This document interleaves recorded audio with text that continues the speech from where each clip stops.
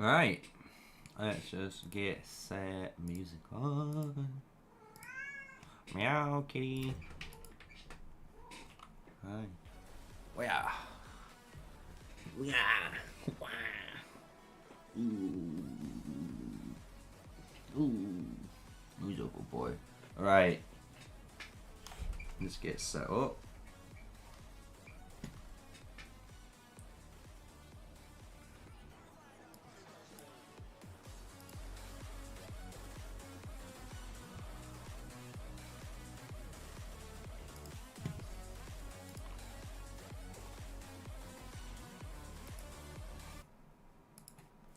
Mute that. How you doing, Jaden? I'm good. How you doing, dude? I'm just setting up. Bear with me. There we go. Got a chat on the other screen right there. Right. Yeah, we're just gonna crack on. I'm not gonna lie. We're just gonna start making builds. Just send these guys out to farm. You're wondering why? It's just because I need to make a load of builds for the Discord channel. So I thought I'll knock two birds out with one stone. I'll make it into a stream, and if you guys ask for a hero, we can start doing them. You know, best of both worlds. I mean, all these builds will be on the community Discord of mine, so we are good. Let's just set these going.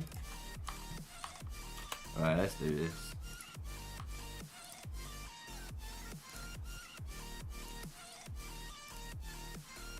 Right. Let me open Discord chat.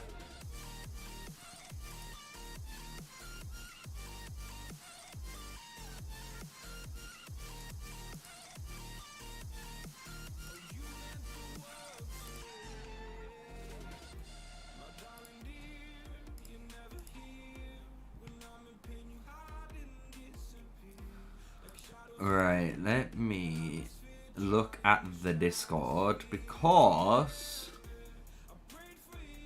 there we go.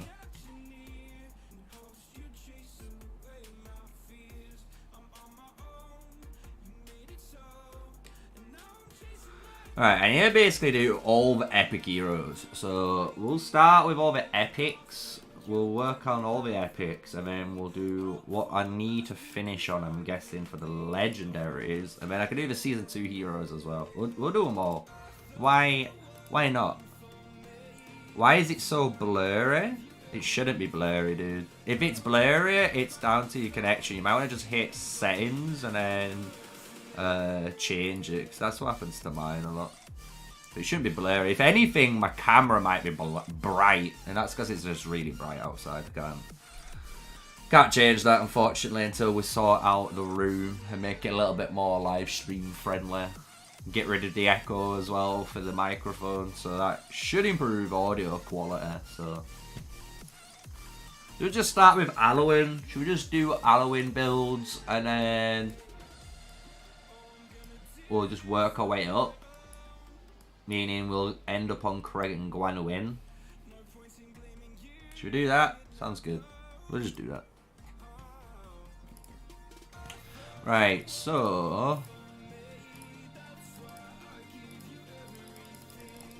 let's make this build.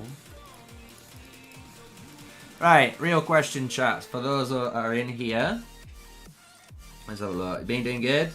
A lot on server 148. So you'll be watching your new YouTube video about it. Nice. What build would you like to see for Halloween first? If you give me a scenario you want, I'll try and build it. You know, do you want a build that's more dot heavy? Do you want a more tanky build? Do you want like a more damage based build? I'll make basically like 2 or 3 builds. Each build I'll screenshot, like I said, I'll make an infograph later.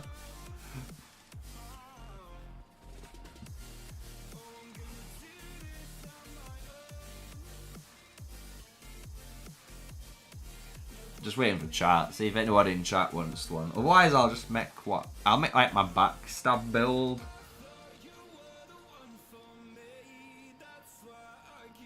You know what? I'll make the free builds what I reckon. I like using Indis with like Bakshi and stuff. Indis is actually a good hero. Like, just a showcaser before we go in. Especially like mine. Mine's been hitting lucky like hell.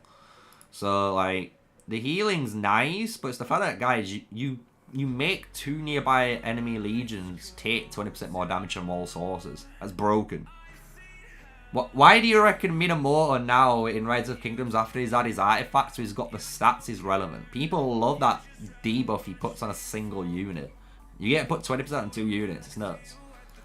And then you get like a massive amount of HP and legion capacity all in one, which is crazy. And then you get 50% counterattack reduction.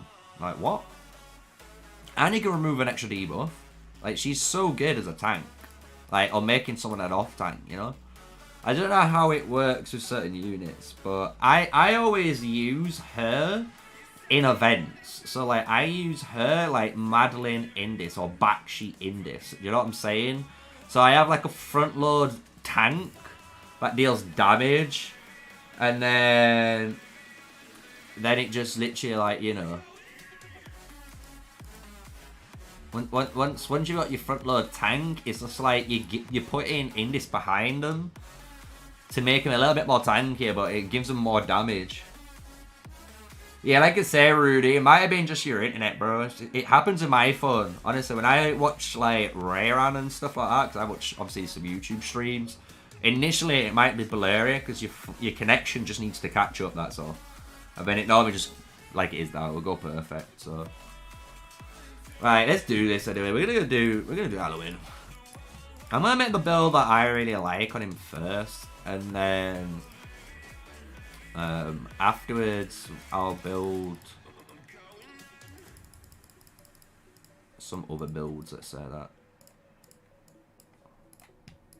I'm gonna build it first, and then I'll explain it. I think that'll just be easier. This is always the hardest choice for me, though. I never know what to pick for Halloween. I think the raid generation is good, but he really would love the health too. You know what I'm saying? The health would be really good. He already has 10% health. I don't need rage because I have so much rage generation from this, honestly. It's like so nutty how much rage generation you have from it. So it's like, do I actually want more health? I think I do. But having more skill damage is nuts. Especially when you go up the ladder and it starts to scale on itself. I'll just do damage. I think everyone wants a damage build, so we'll build a damage build.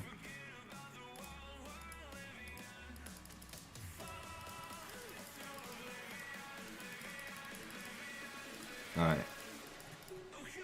So this is like a PvP tree. Pretty good PvP tree. Halloween Indis would work pretty well, yeah.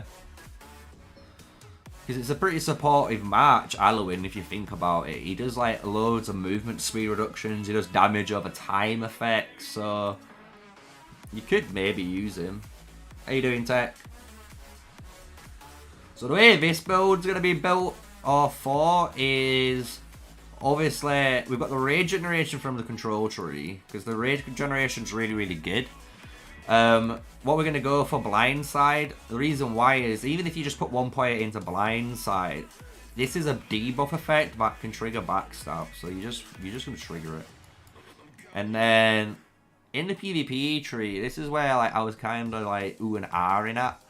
But we're going to go for the attack, normal attack, damage, just so we just do more damage in the field. And then skill damage. We can change the rivalry if you want for more movement speed. That might be actually better, just because mages are kind of slow. Let's just do that, actually. Let me just reset this. Now I've said that to myself, my brain just like dings. It's like I actually rather would have march speed if I'm a mage player.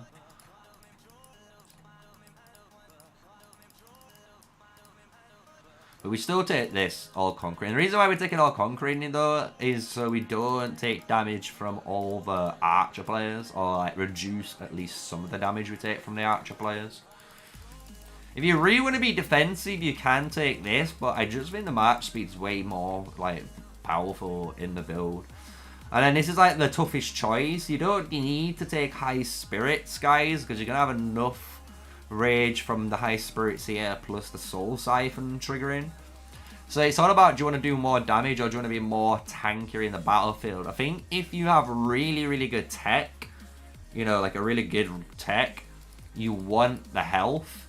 But if you're more like a newer player and you're like just got T4 and you're starting to do all that type of stuff, I think scale damage is probably the way to go.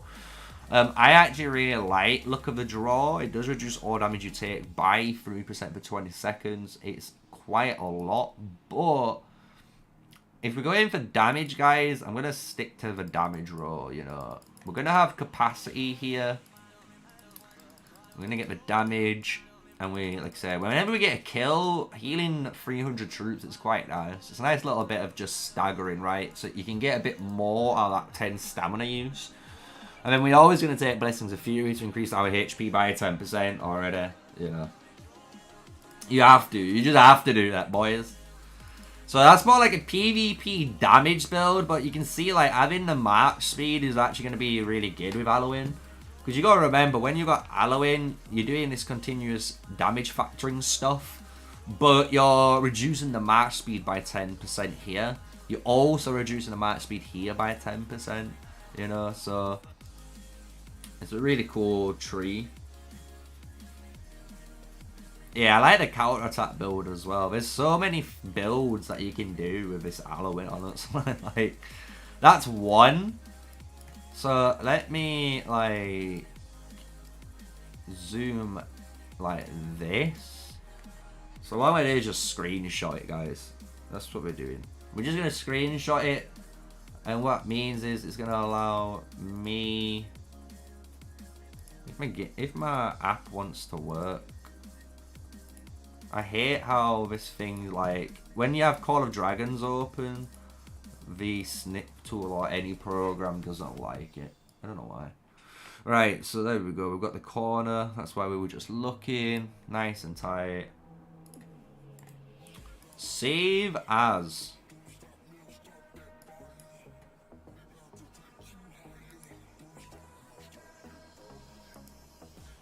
Let me just minimize the thing.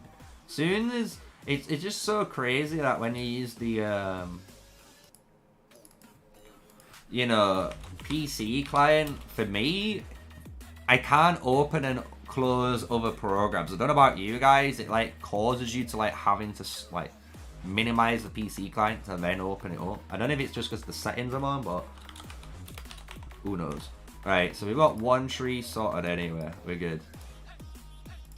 So that's like the PvP tree build. That's the way I would build it if you're going to go more of a PvP tree, if you want to rock that. So now I'm going to go down. Let's zoom in. The Holy Trinity, guys, is always going to be this. I was the first person to always say this. Everyone was trying to argue defense was better, then they realized how important march speed is needed in the game, and now this has become the standard. You know what? We'll do the magic tree. I like the magic tree build too, because this does use the counter-attack damage tree version. So this is like the alternative. So if you're going to run the control tree, you can run it like this as well, because you got high HP, especially with Halloween, right? But in the magic tree, you get more HP, which is really, really good. You get all the rage, which is really more good. Because the rage is better than these two in my eyes, especially for here. We get high spirits, and foresight's a different rage. So you get like foresight's almost like how the Lilia skill tree talent works. You know, when they cast the rage skill, get 40 rage.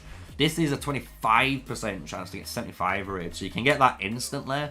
Then you have the chances then, you know, start triggering your normal attacks to launch more. So that's enough rage there. Get the scale damage so we can start abusing our damage over time effects. So that's what we're going to do with here. And we've got a couple of options. I'm not going to lie. You got a couple of options here. You could go for the infantry build, meaning you're going to make Halloween, whoever you pair with at Halloween, if you went maybe at Halloween in this, it would make it so if you targeted the enemy front line and you had front line there, you would be melting them, and that Indis would be supporting, you know, your frontline units. So you could do infantry tactics in that regard, or what I'll do is like go with the egoism and wither build, because this is just a doubling up on Magic Maelstrom. Basically, it allows you just to have an extra chance to do more defense break, which is good on Alloin, because you got to remember Alloin's damage is over time. It's not an instant burst, so while this could be triggering, you know, after the skill damage has already been applied, you got to remember more skill damage is coming, right? So it's a pretty good talent I think you could do. How would the build be good for Inf? No, that's what I was saying. If you take this infantry counter tactics, this is where I'll show you in a sec. So if you take this one here, then you could go Chant. So this is more all out to kill infantry. And then you go insult to injury, because that's what we're going to be taking here. This is the insult to injury build. And then if you want the HP, you can take the HP, which I'm going to probably take. But if you want to go damage, you can go damage. I'm not going to say no, but I actually think having more stats in PvP allows you to stay out longer, meaning you get more merits, meaning you get more, you know, resources for your points, meaning that 10 standards worth, right? So it all works together in the long run.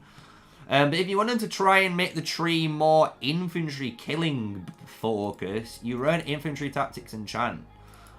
Because when you run these two together, you know, your infantry units aren't getting to you. So, and you're trying to be positioned so no one really targets you because you are in the main murder ball. So because of that, like, you could increase your attack so you punish those guys more, because you're not going to take skill damage from infantry units. And then you've got 5% increase on damage to infantry here with the extra 5% damage from the continuous damage effect. So it's a pretty good tree as well. That's just like if you want to play insult to injury, that's this tree. That's what I would say is like you want to play it like this. It's a really good tree for it.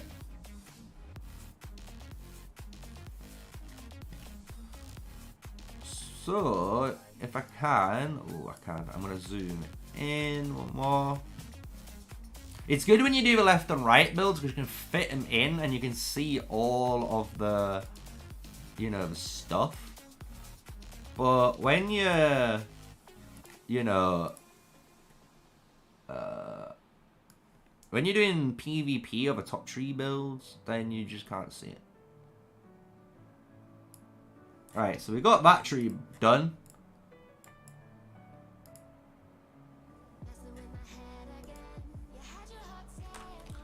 Alloin, I'll call it a DOT build because that's what it is. It's for damage over time effects.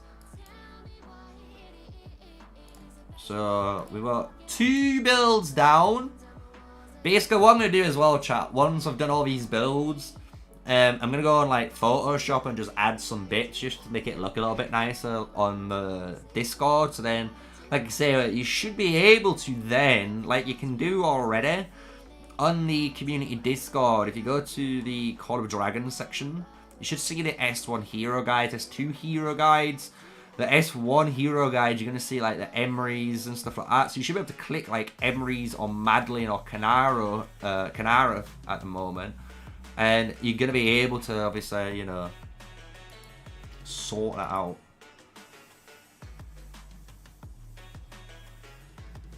I honestly, when it's Alloin and Wild Deer, I prefer the Wild Deer primary, and the reason why, because a lot of people have realized like the control tree is one of the most powerful trees in the game, but the skill tree is again one of the most powerful talent trees in the game. So, you know. Alright, so now what I'm going to do is I'm going to make the Backstabber build. So this is the control tree build. This is if you're going to play more of a tanky support. And the reason you want to do that is you're going to take advantage of Backstabber. That's why I always call it the Backstabber build, because it's trying to key in on this. Because it means you keep uptime on this 2% more damage from all sources for 5 seconds. So it's kind of nutty if you can keep that up. So we're going to take counter-attack damage here. If you want to take all conquering, you can again. I'm not going to say no. But we go down this route. So we put 1 point into blindside and we put 4 points into analysis. We could take temper. Whenever we cast a rage skill though, we inflict gloom. This is the one we are going to take. And then we're going to put sage. So this is another debuff. And then Retician. And then you come over here. And we go down the simple way, as you can imagine. I do love this build. I might actually put the point here, just so it's actually valued. So the way this build works is, like I say, you're trying to use Backstabber, right? So you're trying to get this 2% damage proc up every 5 seconds as often as you can, right? Because by doing that, you're dealing more damage from normal attacks, counter-attack damage, skill damage. If you're critting for some reason, you're critting more damage. It's 2% flat damage, so it's a really powerful effect. So to keep this up, we've got a massive rage generator here. Obviously, the rage generation is good for Alwyn because it allows him to ensnare people, which is a debuff, which is going to trigger Backstabber. But then, when you get access to this ending zone on this talent tree, we always want to put 1 point in. I don't care what anyone says, putting 1 point in here is nuts. Because you reduce that target's march speed by 6% for 10 seconds. And that is a synergy with your skill. So if you reduce their march speed, now you start dealing continuous damage to them.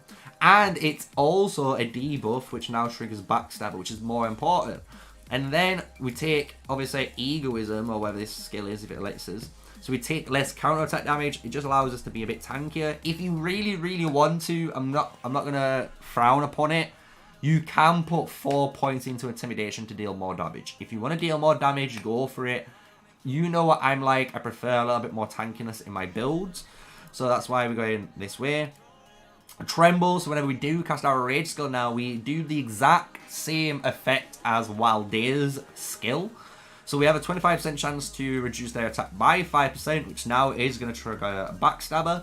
And then we also have Sage, which is whenever your Legion has a 50% chance to gain Synergy, which is a debuff effect on the enemy Legion, which will increase your hero skill damage by 10%, and then you get the additional 2% on top when that does go. So you can see already why we love this build, right? And then Retician, this is another, it silences them, so this is another debuff effect for 2 seconds. Really powerful effect that you can do on someone, and you get the rage generation.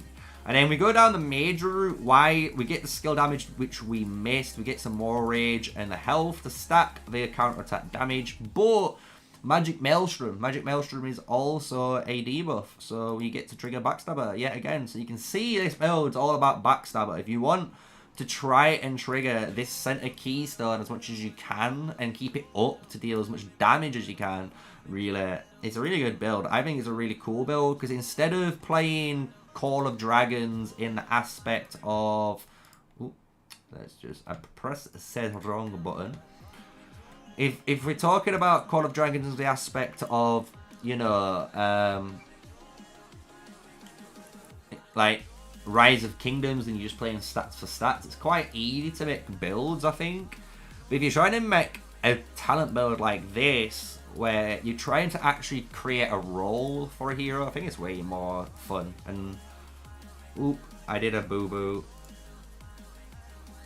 Yeah, I think it's way more fun, and on top of that, it's like, I think you have more potential in the future, because I think that's where the direction of the game wants to go. And because that's the direction the game wants to go, then for obvious reasons you can imagine, you're gonna want to be able to create and have a variety of choices, right? And depth to the game. I think having creativity and depth to the game is way better. Having multiple choices of one talent tree over just, you know, one hero has the best talent tree and that's it, I think is just like an outlier, especially in this game at the current stage. So we're going on Baka. Oh, I hate this hero. I'm sorry guys, I do hate this hero so much. I'm only going to make 2 trees, an infantry and a skill tree. Do you know what? Do you want me to make the garrison tree? I'll make the garrison tree. You know what? I'll do it. Well, I'll have a look at the garrison tree first and see what I like about it, and then we'll make it. Well, I'll do the other two first, because the other two are really easy to make. I'm not gonna lie. Because they're basically the same build, but one's a little bit more tankier, one's a little bit more damage build. You can imagine that, right? So, this is the build that I absolutely adore. I'm not gonna lie. When I played my Bakar, this is the build I legit played, and it is a nasty build for him.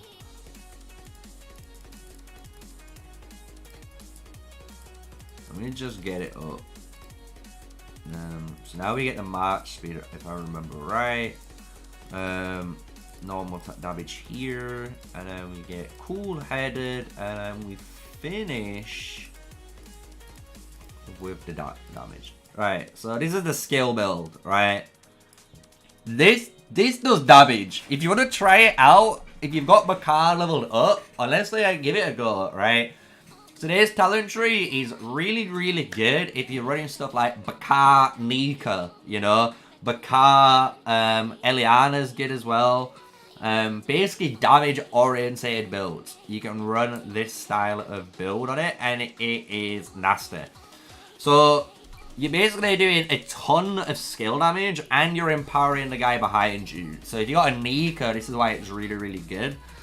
And you're just basically stacking as much of the skill damage triggers with the skill crit as you can. So it's almost like playing a Lilia build, but Lilia cares more about rage generation and mitigating health. The reason you don't is you got to remember with Bakar, if you have him, when you have him expertised, when you get that 50% rank, you've got it, like, you've got Nika's awakening skill, but it's a really baby version on Bakar. So that allows you to actually kill people really, really fast with skill damage. So that's why I really do like that build on him. Even though the hero at the moment I think is fucking trash. I think he's a trash hero, unfortunately. Maybe I'm not giving him enough love, you know. Do you guys like Bakar? What's your guys' thoughts in chat? Do you guys like him?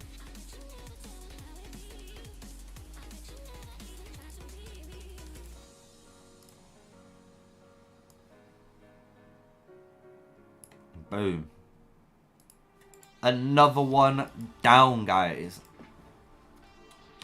Bakar skill build. Just think, after I've done all these, I'm going to have to do more to them. Oh, do you know what I'm going to do as well? A really cool thing, which I think you guys would be really appreciative of. I'm actually going to make my own infographic for once. You know how everyone has an infographic? I'm making my own. And it's going to be an infographic where, obviously, I'm going to try and make a cool little avatar, I'm not going to lie. I don't want to have me, but I want him to look like me. Like a little cool avatar, right? But it's going to showcase, like, the City Hall progression. Like, minimal things to do with research. And then, like, hero tips. It's kind of like an infographic thing for people to just look at. And then what I'm going to do is basically use that as a base plate. And later on, which I'm making, I'm going to try and make an ultimate guide to Call of Dragons. So I'm going to try and make it so, like, it isn't me. I don't want it to be a longer video, but I do want to make it so it's, like, segmented, right? So, you know, Call of Dragons, what is it? And then how you play the game, so the basic fundamentals of it. Then the seasonal gimmick and how seasons work.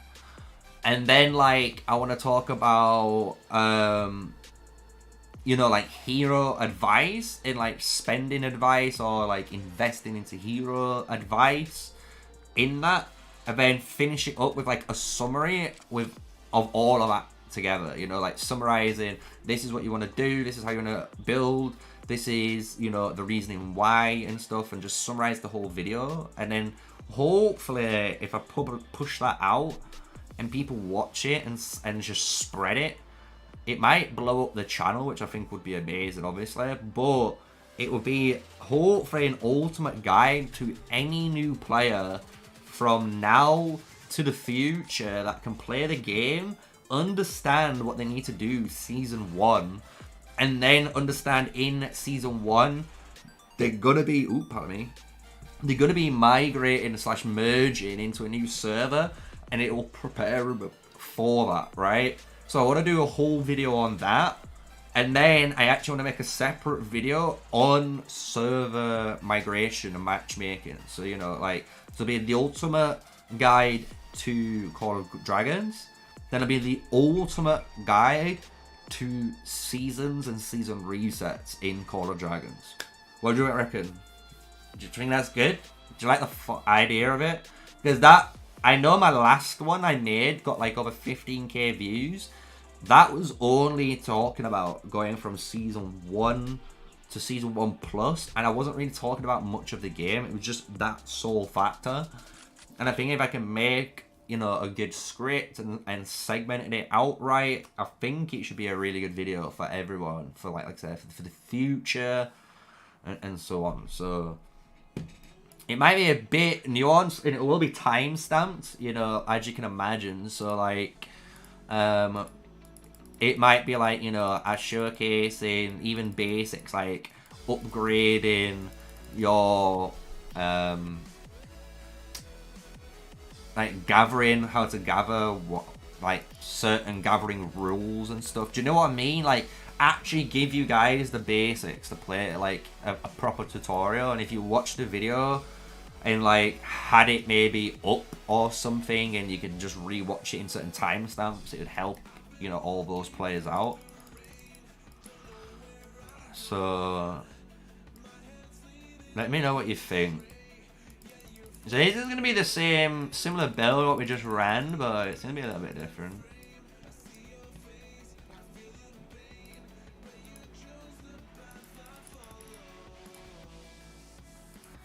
You could, do you know what? I'll make 3 builds, because you can make an infantry skill build as well, which would be good.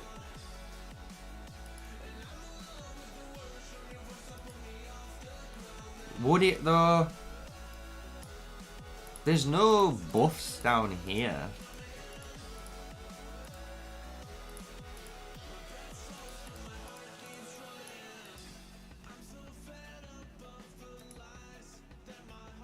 I love this. Bro, I love this talent. This talent is OP. Like, the fact that you can just put 1 point into a talent and take 15% less bonus damage from being surrounded. Oh my god, it's so good. Oh shit. Do you know what? No, I can't. It's Garrison Tree. I can't. It's Garrison Tree, Scotty boy.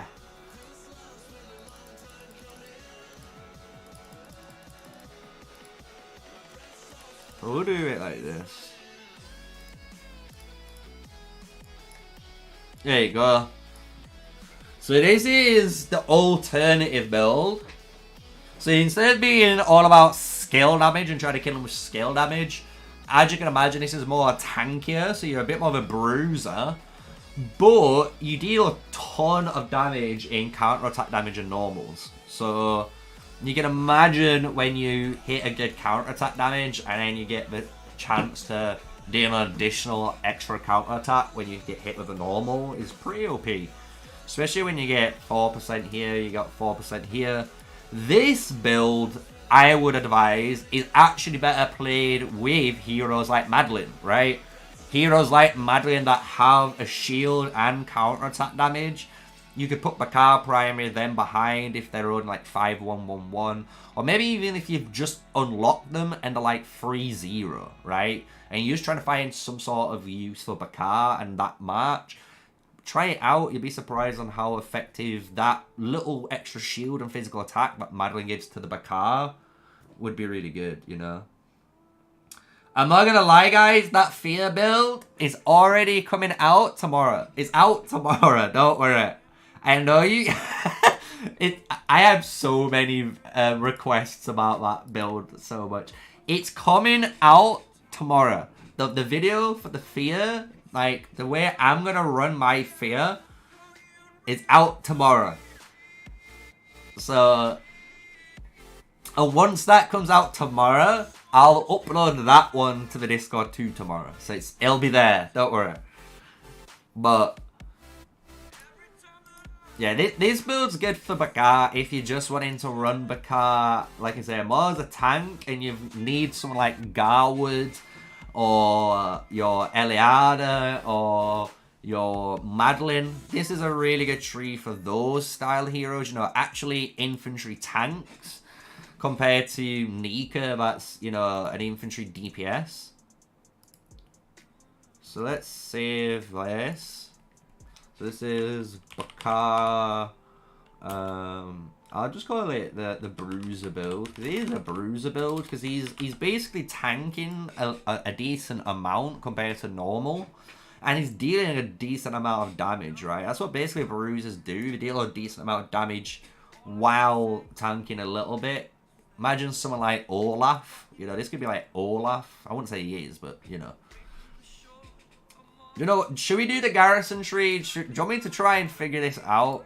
I've not looked at the garrison tree properly since the update. I did cover it, but I haven't looked at it where, you know, I'm thought to myself, how would I play this? Because obviously you've got to take the start. We're garrisoning, so overall speed is useless. Attack is good and defense, so we have the choice. If I'm garrison leading, if I have more attack, I can close down the fight quicker in the early game. But if the units I'm fighting against has a better stats generally, I'm gonna lose harder. So in most case scenarios, I probably would want the higher defense, because then my garrison captain Bakar, he'd be abusing all the troops that are in the garrison. Right, so then you're most likely going to go garrison riposte here. This is not a talent tree, right?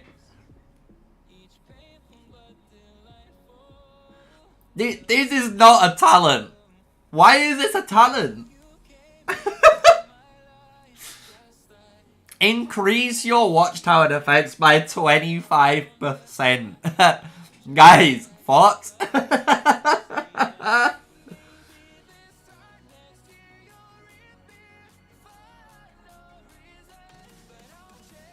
No, definitely not. I'm not gonna lie, Kanara at 5322 is really good.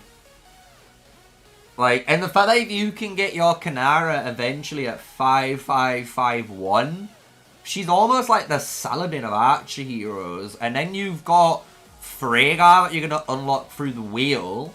And later on, if you want to invest, since you've been spending, as you can tell in chat, you can, like I've been doing, you can, before we go into the talent tree, like I say, you can just get Syndrome through the daily deals, guys. I've been... Look, and if you say... And anyone who says you can't get him because you don't own him is an idiot. Like, here you go. Look.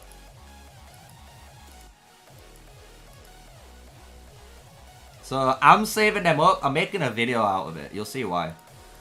It'll be a really fun video anyway. Let's go back to what we were doing. But yeah, you haven't made any mistake. Especially, the thing is, I think Archers is the roughest start. And the reason why it sounds... it's going to sound weird that I say that. I think it's the roughest start because you have so many Archer heroes to get straight away, right?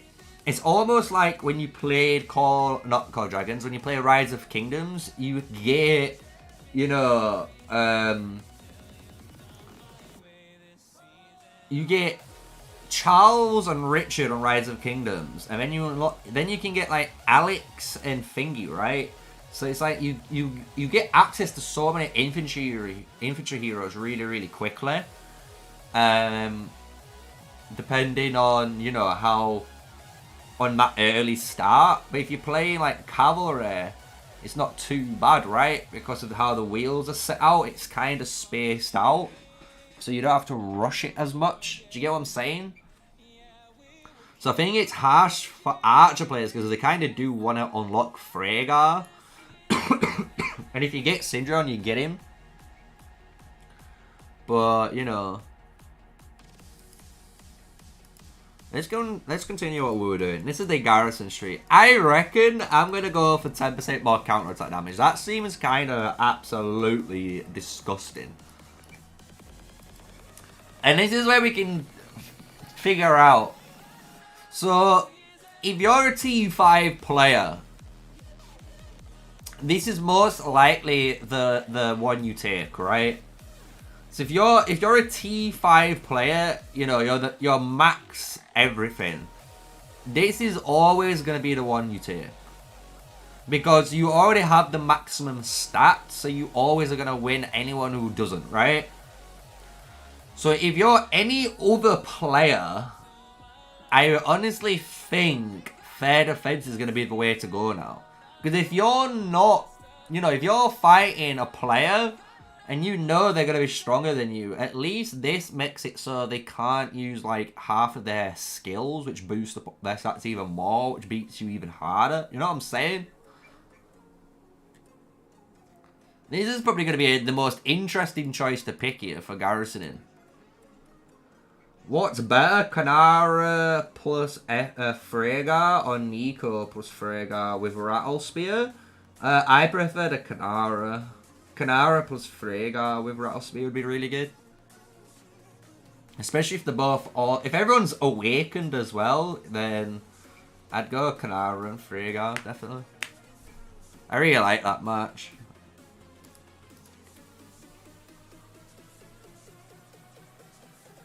Do you know what? I think I'm going to take Foam Barrier. I think this is just too good, right?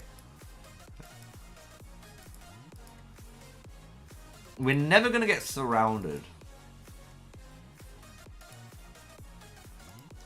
Do we care about... I think we care about skill damage, especially on Bakar. Because you got to think, if you're fighting as a Bakar garrison and you're beating the rally, if the rally leader's legion hits below 50%, his march will die quicker. And if that march hits 0, it loses, right? So I don't think you care about the norm. I think for Bakar, the skill damage is way stronger. So now we get the choice. So we can either... We ain't taking Watchtower. This is the most pointless talent in the game. Right, if there's a dev watching right now, remove Solidarity and remove Repression and change these two talents. They're just you. No one's ever going to pick these. Because Watchtowers die like that. They literally die. So you don't get any benefit out of them. Like, that is a good talent. And that is a good talent. And that's a good talent. But when we're serving as a garrison captain, when we launch a normal attack and has a 10% chance to grant you and your garrison army 20 additional rage, then you are serving a garrison captain being hit with a normal attack. So this is your rage generation. So if I went down that rage generation, I wouldn't need to go down the rage generation down in this tree. Or do I put all points into garrison? Ooh, that might be the way, you know. I think that's the way. I think I've clocked it. What? So I think I know what I'm doing. While serving as a garrison captain, casting or rage skills inflict inhibition on the target legion, reducing the hero skill damage dealt. Ooh, that's so good. Healing? Nah. You've got to get Formidable, right? Formidable seems OP. What? For a garrison, that's so good. If they've taken this and you've got this, you should win. I don't care. You should definitely win. But now you've got 17 points. And it's like, is 17 points... getting all these really low trash stats worth grabbing Spirit of Rage or Boiling Blood? Because I honestly think taking another 10% less skill damage and another 5%, and then dealing another 5% is way better. And we can dump the last 2 points into here, right? That seems way stronger for a garrison. Like, do you know what I'm saying? Like, look.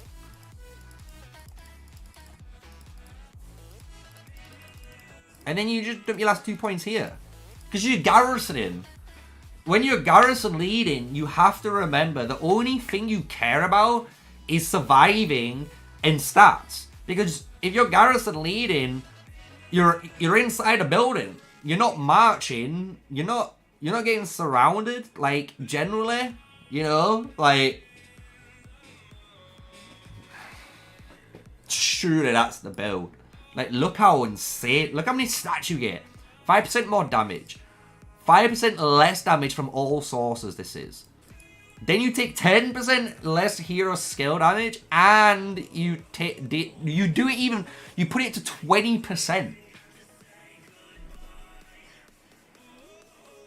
It's just mad. You know what? That's it. I'm actually convinced. That is the build. I think that is the best garrison build. Because, like, how are you going to outmatch those stats? Especially when you've got Thorn Barrier. Like, you inflict Gloom and a defense break on them? Huh? I think this is the way, boys. Because there's no way you care about... Like, do you know what? You could go for Garrison Onslaught, but I just think counter-attack damage is way stronger. Way, way stronger. Because if you do randomly start getting swarmed by random players, you know, like, trying to be cocky, that are hitting you, like, all that surrounding damage is, like, getting wrecked on them, right? Maybe you might want to put 1 point into that then, but there's no way you're getting surrounded. And if you are, you would literally just reset the build and do the same exact build and put 1 point, like, here and 1 point here. Or maybe you do put 2 points there, so you get 30% less damage, you know, if you're getting doubled or triple rallied. Maybe that might be warrant, you know? Because a lot of players, you got to think, especially when you're rallying passes, a lot of people like to rally the pass with, like, 2 rallies, and then when it gets low enough, they start swarming it. So if you were doing that, like, in a PvP scenario or Roots of War, and people were surrounding, especially in Roots of War, you see a lot of swarming. Maybe, like, flank protection might be way stronger in, like, Roots of War. You know what I'm saying?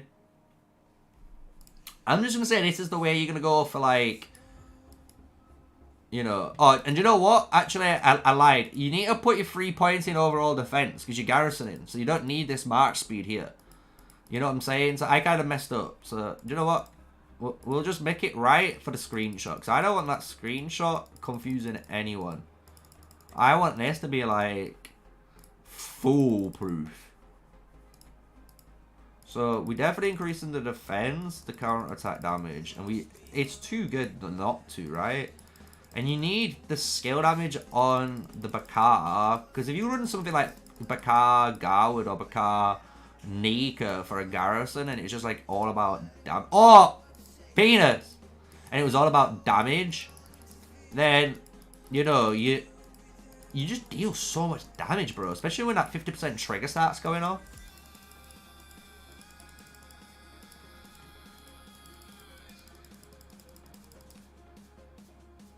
You use unconventional constructions. Exactly. We're here learning the game. We're not here to pretend that we you know, we know what we know the game, like some people do, you know. But we've been playing the game for nearly 10 months, you know. We know what we're talking about here. But this is definitely the build. If you're garrison leading as well, like you're trying to and protect your own city, like if you're trying to protect your own city, this is like the garrison build, right? Because your Bakar's in city, he's in. All of those are 5. That's the only skill on 2. So I'll keep that like that. Because everything else is 5, so it's kind of easy to understand, right? So if I screenshot that's 3 more builds done. Another hero down. Let's go. Productive. That'll be obviously getting edited, as you can imagine, like I say. And then all of these builds, guys, if you're wondering if you've missed a build or whatever, they're all eventually going to be on the Discord. So if you want to join the Discord, you know, you can. There's plenty of ways to find out.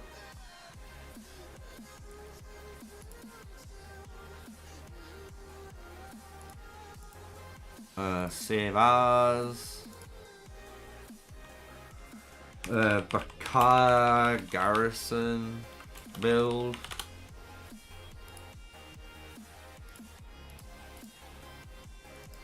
Right, so we got rid of one of the worst heroes in the game, and somehow we made it interesting. You know. Right, so now we're on the boy. The boy wonder. I know a lot of you probably been waiting for this one. Wild Deer. I've already got 2 builds here. This is one build. This is like a really heavy build. I might try something new though.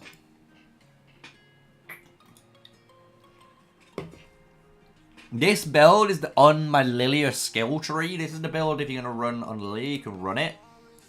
But I'm going to run a new build. I'm going to make a new skill damage build, and it's going to be... I think it's going to be fucking lit.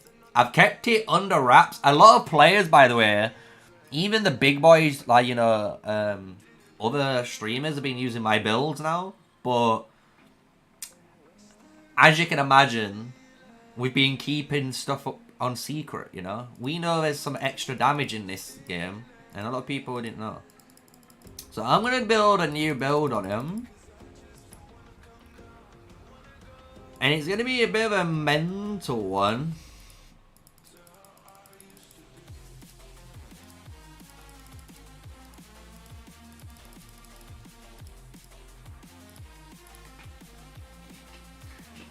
I'm so tempted to keep going in this tree because there's so many good talents in this tree.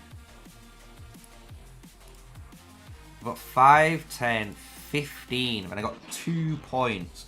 And with 2 points, I could take... I want March speed if I could have. I can't get any March speed. I really want to do like a full skill tree build. You know what I'm saying?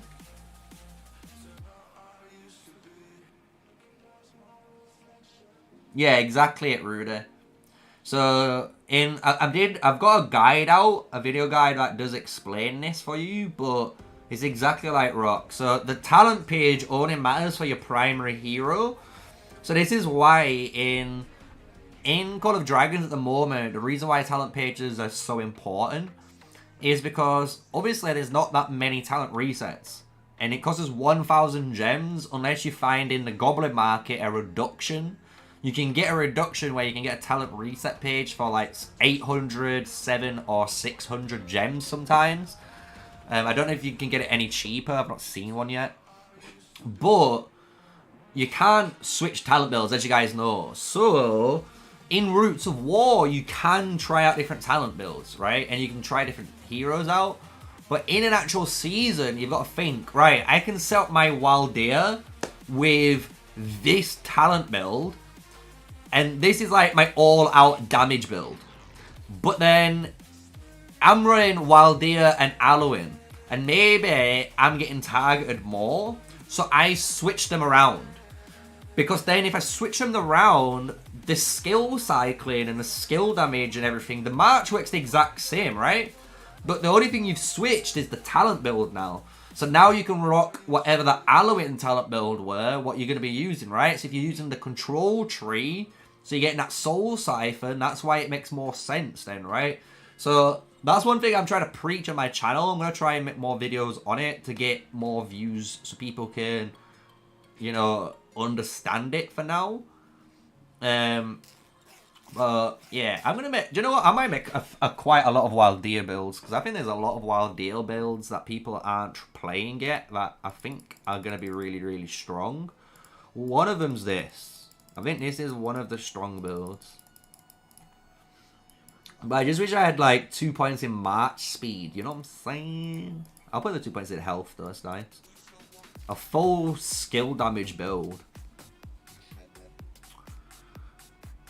we don't take Spirit of Rage because you get an encouraging dance. So whenever you get hit, you get more rage. And whenever you launch, you get more rage. So you're getting rage through this. You know what I'm saying?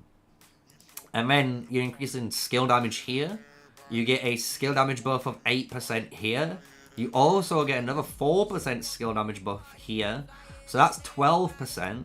Then you also get skill synergy here, which is a 5% buff, which can trigger every 5 seconds for 10%.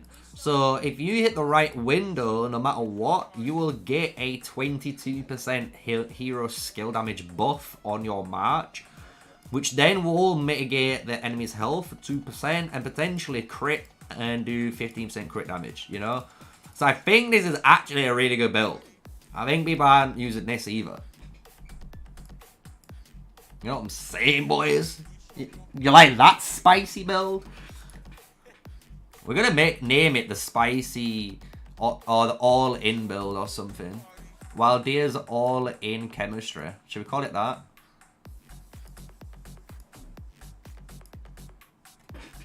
Because obviously when I make these builds, I'm gonna add infographics, you know, to like, you know, this region here.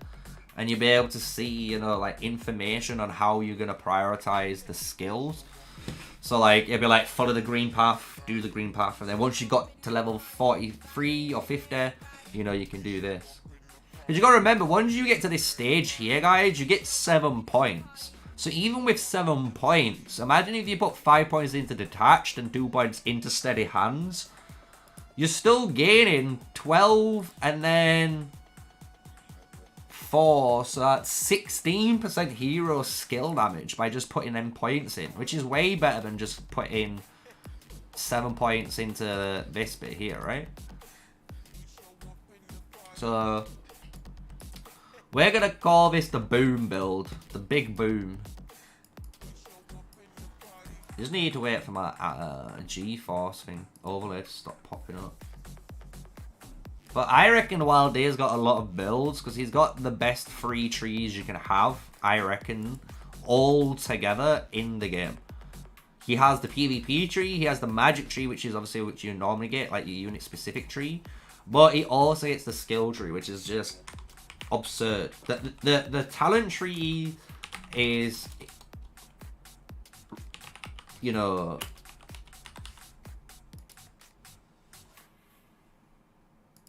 the talent tree creativity for Waldea is just infinite almost. Well, not infinite, but you know where I'm going with it, right? But yeah, no, the second match doesn't use it. So the only thing you need to know, guys, when it comes to pairings, I can show it. So, you know, when you've got a hero, the primary hero, the skills, the talent page, all matter. Also, the stars, if you got a 4-star or 5-star hero, these apply to your Legion too. And if you're running Craig, for example, as a deputy, his deputy being 5 stars, your Legion also gains these 3% stats. You only gain the skills, and then you gain the Legion capacity, right? So, but you don't gain the artifact. Only the primary Legion's artifact matters, like the primary hero's, you know, Legion setup. However you want to put it. You can also, if you really wanted to, guys, I can't do it right now, but if you click deploy and create a march, I can't do it, but if you create a march, you will be able to hit the little I button around where my mouse is, and then that does tell you that information as well.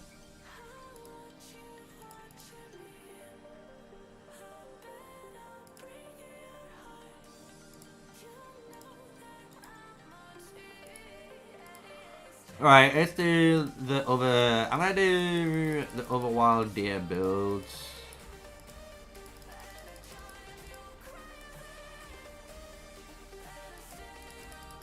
Waldea's gonna have so many builds, that's the crazy thing. Like, legit. He just has so many builds.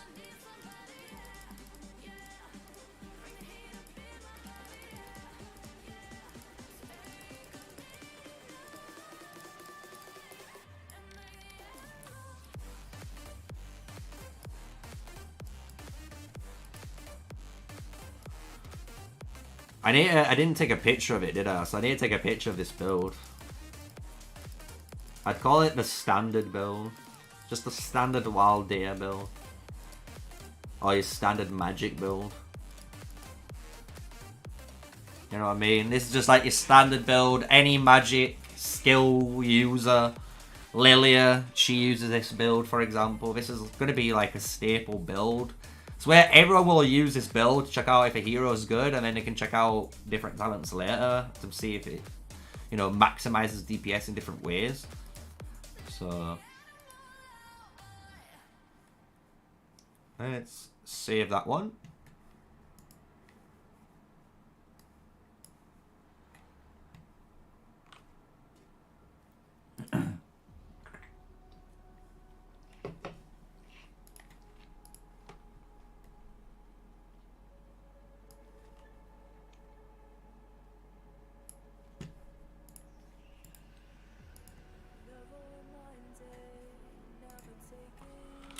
Wild Deer skill build.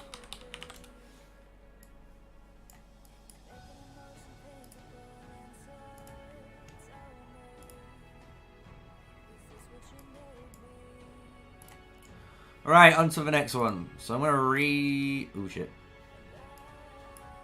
Oh no, that's actually good. Yeah, let's do this one.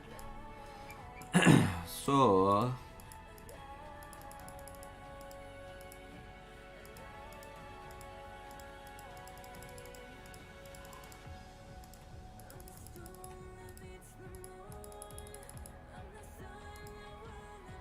it's just too strong, man. Too strong.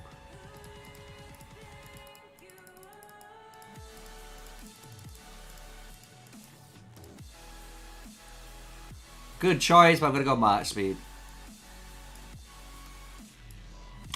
Magic PvP build. Could you imagine?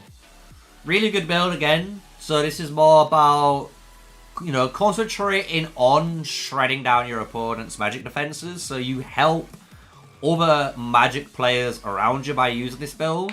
You also still have a ton of damage because you have your 4% damage plus 5, which is 9.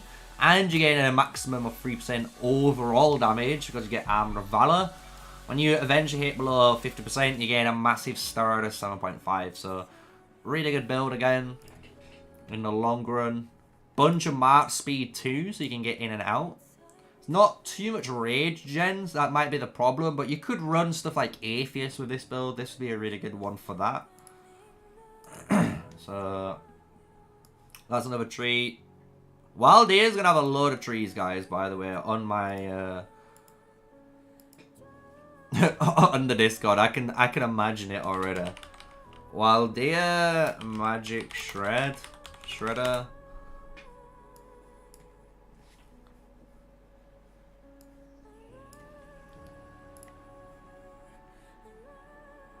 Yeah, if you guys got any questions in chat, or if you want me to try and make a specific build for the hero while I'm on it, just whack it in, you know. I'm open to suggestions. If you want a build to do something in particular, or a hero, I can try, you know. No worries, Tech. Thank you for watching, my dude. We'll do the full PvP tree.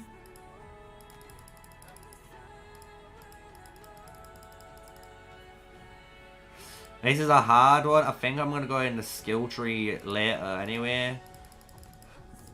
We're going to go for the pure damage route in the PvP tree just because I really like it. This skill could be good in the future, but not for our March, so...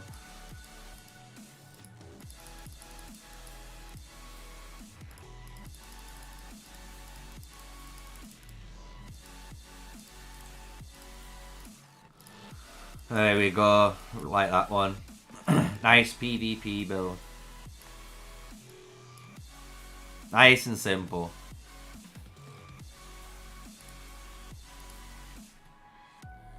And this is just the same, you know. This is just showcasing the fact that all these different builds can be used in different scenarios. And some of them do more damage than others.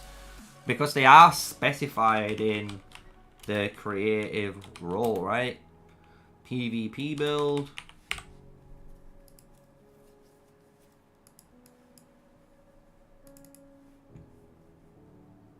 So that's 4 builds already for Mr. Wild Data. Could you imagine a coconut one? I wonder if there's... Do you know what? I'm going to just see something, guys. I wonder, would anyone ever play a build like this? I want to hear you guys' thoughts in chat. Would you play a build like this? Let me just work this out.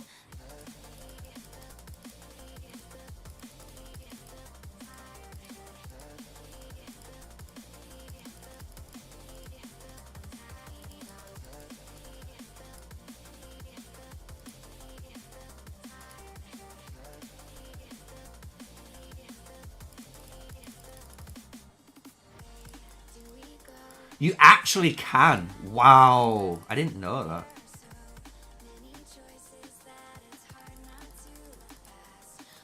Would anyone run a build like this? You have 1 point left as well. Oh, wow. Would anyone run a build like that? Should we call it the honeycomb build? I wonder how this build would perform. Because think about it. You shred them, you get all the damage, and you get rage generation. You get 8%, and then you've got 4.5%. And you got 1 point left over, so you can either get them if you really wanted to, or... What's the last point worth? Probably here, right? What's your guys' thoughts? I'd love to hear you guys think. How would you reckon this would work?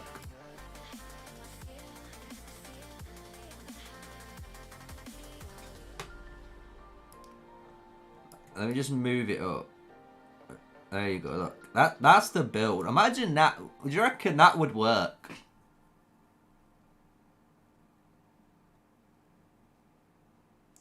Because I'd love to see someone try and test that out and see how good that build is. Because that would be crazy if that was a really fun build and it actually worked.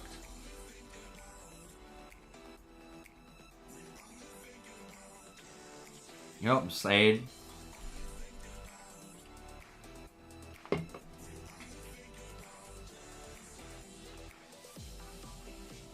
I don't know which one you'd go down first.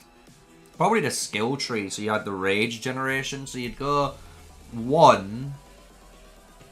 And if you were fighting more players, you'd go 2. But if you're more raiding, just go for 2, then 3. So you'd always do 1, and depending if you're PvP or raiding, go 1 of it. I'd love to hear. I want to see chat. I want to see you guys chatting. What do you reckon? Do you reckon something like this could work? It'd be such a crazy build to experiment on.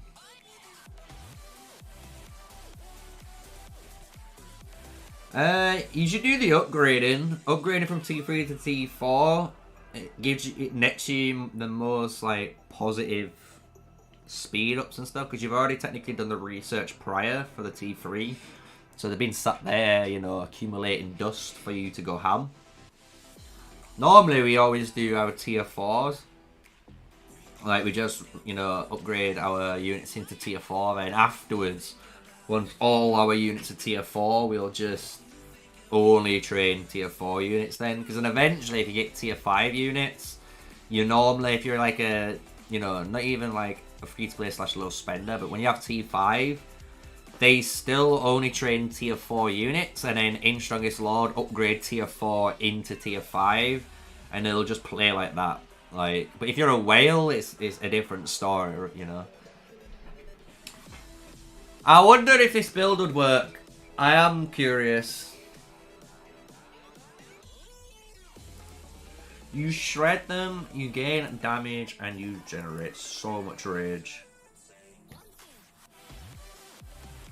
Normally, you should ignore the strongest lord. Yeah, normally, as a low spender, you do ignore the strongest lord, but it depends on your kingdom, you know? I can say to you, ignore it, but if you're in a low power kingdom, you might be able to steal, you know, top 20 position, unlock a hero. It's one of them things.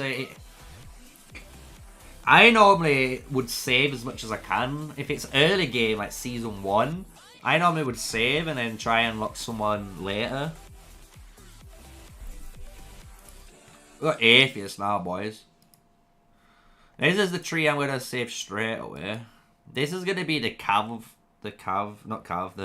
flying build if you're running Celestials. Not Cav. Just because I've been using Cav so often, as you can imagine.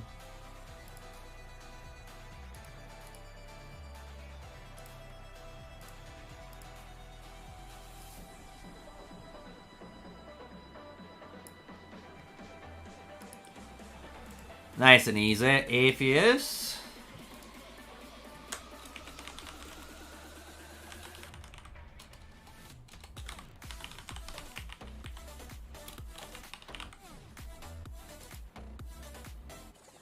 You'd love to get that feel and that. Everyone's waiting. I love it. Oh, it does make me giggle.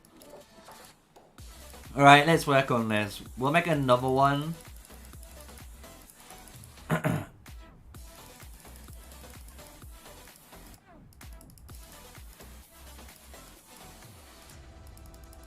I actually like running this build when I play Atheist as a general rule of thumb, by the way. I think this build's a good one.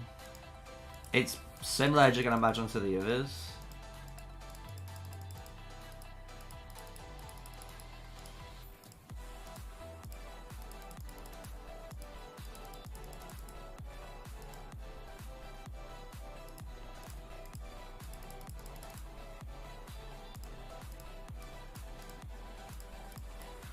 Yeah, I like that build on Atheist.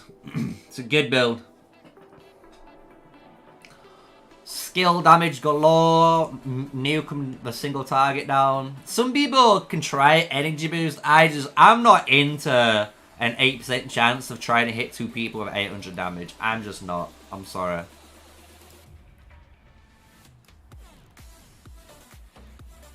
If it was maybe 800 damage that did something else on top, then we're cooking.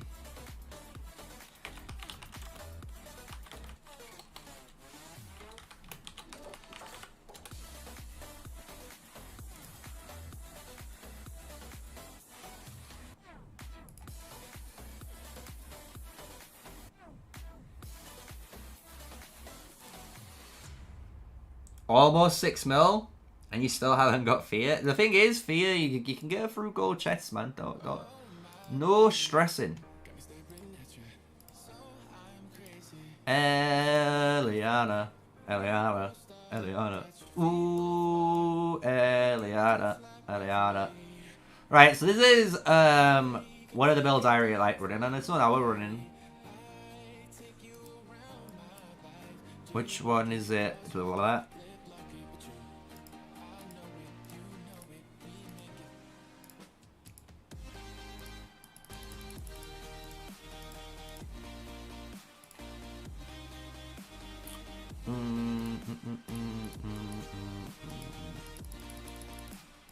So this Eliana build.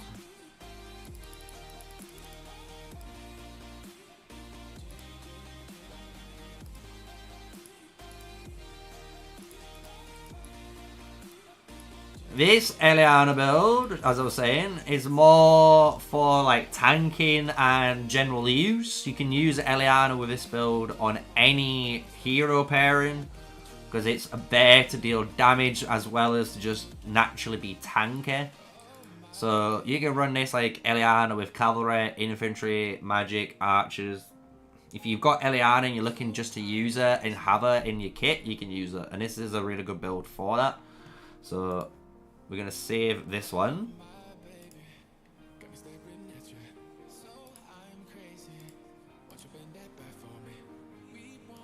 I call this the jack of all trades build, because that's what it is. It's the jack of all trades. You know, you can use this and basically use it with any unit type. Alright, so now let's make the one for the Eliana Garwood March. I need to remember the talent page I ran when I ran my Eliana Garwood.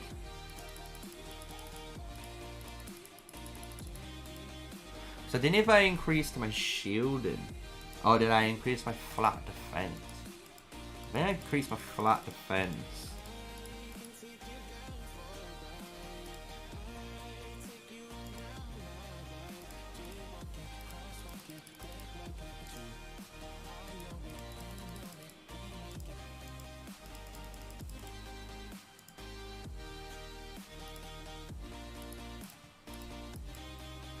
Yeah, it was like that. It's a little bit different, but it would definitely like that.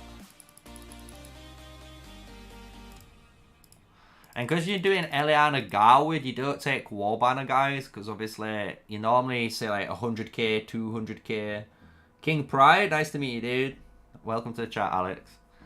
But yeah, because you're doing the Eliana Garwood one, you got to think like you're not taking advantage of Legion capacity, because some of you might be like 100k marches, 50k marches, you send them out, right? So it's better just to reduce the dealing more damage in this scenario. You can do a couple of things here. You could do this and this, which is really good, or you can do like this and this, which is what I'm going to do. But both of these are really, really good. Do you want to go even more tankier than you are? It's basically up to you, which I like to do. So that's like the Eliana Garwood page. And you gotta think, it's because whenever you're getting heal from her or the Garwood, you're getting, you know, extra healing. You're getting, you know, more rage. Every time you heal, you deal damage. If someone obviously debuffs you, which you normally get debuffed when you're playing that type of matchup, you get also that extra bit of healing on top. So, whoops, we pressed the wrong button. Get back in, get back in.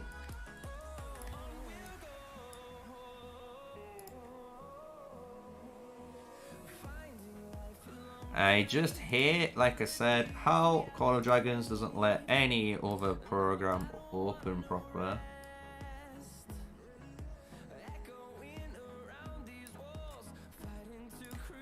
So that is another build down.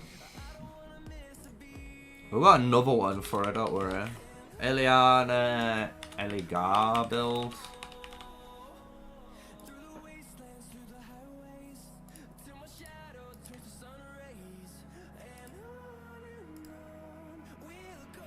So the other one you can run, which I actually do like running too.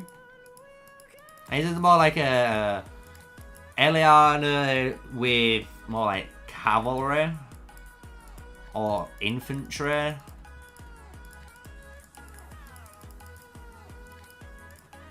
If you're gonna run cavalry, take intimidation. But Warbanner is good for cavalry or infantry, so that's why we're taking it. And we're gonna do this really sick combo.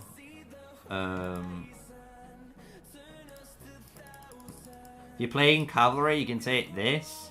Not this. This. If you're infantry, you can take this. But I'm gonna take Haste the Retreat. It's gonna allow you to be more overall usable, so you can have this on infantry or cavalry. And then we get Thunder Fury. And then we have to go back over here, unfortunately.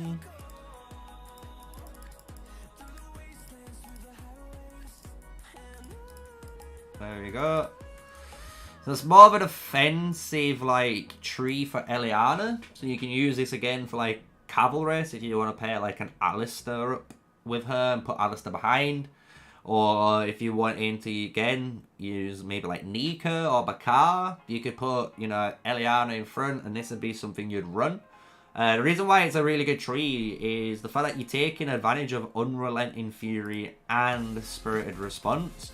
Because whenever you get hit, you're going to gain 4 rage. Whenever you gain a buff effect, you're going to get 15 rage. Well, Thunder Fury, whenever your rage skill is casted, you gain 2 different buffs there. As well, whenever you are in combat, Eliana also grants herself rage, shelter. So that's another shelter trigger. Here you can get some health increase from increasing your amount of stats. And transforming spirit. So whenever you do gain a buff like Thunder Fury, you gain an additional 5% increase of stats. So it is a really good tree. It's just abusing stats, as you can imagine. So I'm gonna call it I'll call it the transforming spirit tree or the stat tree. And obviously all these builds again, guys, they're not gonna be on right now, but tomorrow when it's my admin day, as you can see, I've saved all of these builds, so then I can just simply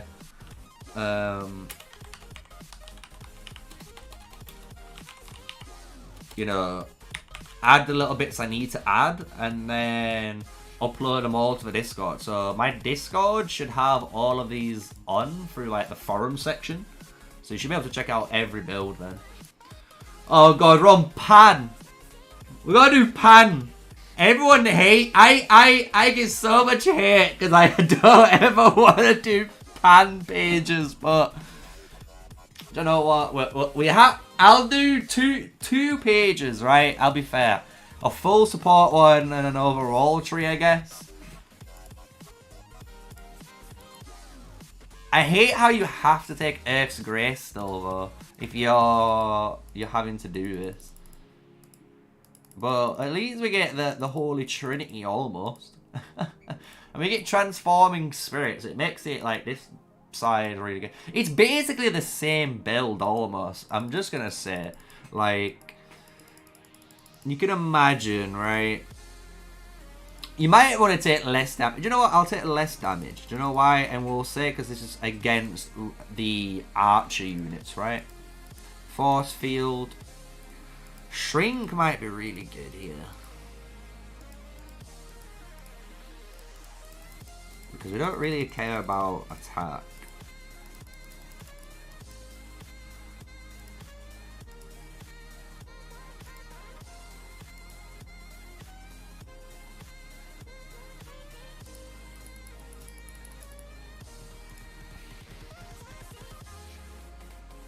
Do we do it?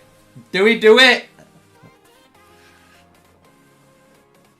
I just think this is way better. I reckon Punisher is way better. Because you just got to think, if you're playing Pan in this, and you're killing whoever you're killing, and then the Pan goes, and she heals your T5 infantry player, then the Indis comes and heals. The Pan then also heals your troops by like 400. So then you get that extra healing, and then that triggers an extra bit of damage. You know what I'm saying? You know what I'm saying? I think this is the way you go.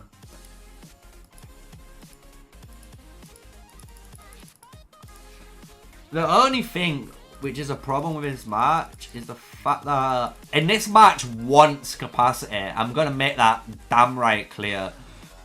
You need capacity, because if you don't have capacity in this match, it means your healing's a lot lower. So you really want the big heals, have a larger Legion cap, especially when you're doing Pan in this. The Legion capacity bonus is really good together. I honestly want to take Spirit Response, but I don't think we're going to get hit that much. I'm not going to lie. I don't honestly think we take that much heat. I reckon Guardian Angel's the way. People might think, seeing a Pan, everyone's going to go for it. But you'll notice there's so much in between the Pan to get there. So...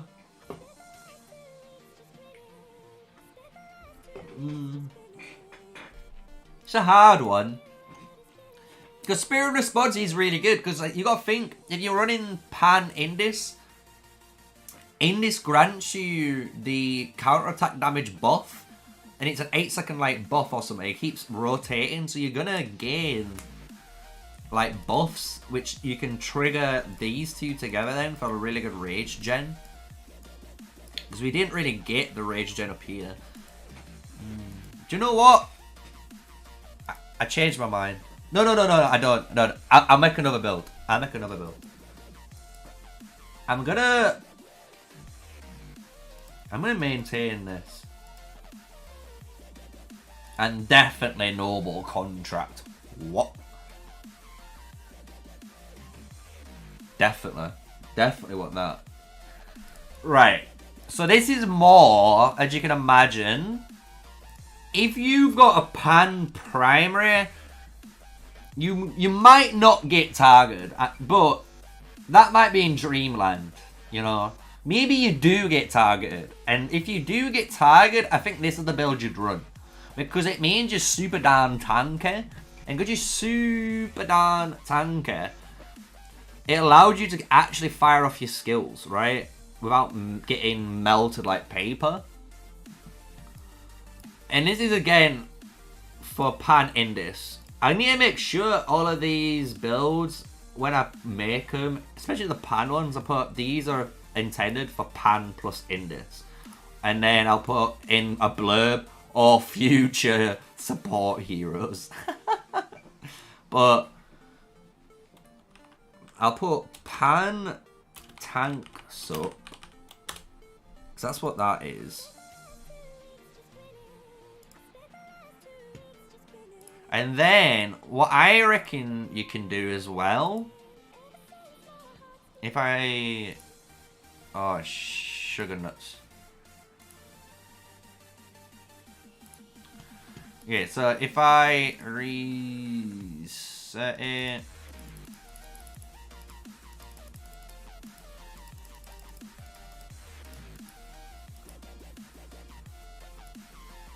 I'm gonna go, do you know what I'll make 3 trees. I'll be fair to Pan. I'll make a 3 trees. My brain just clicked and I was like, I didn't know why I didn't do this either. Let's make a hyper support build.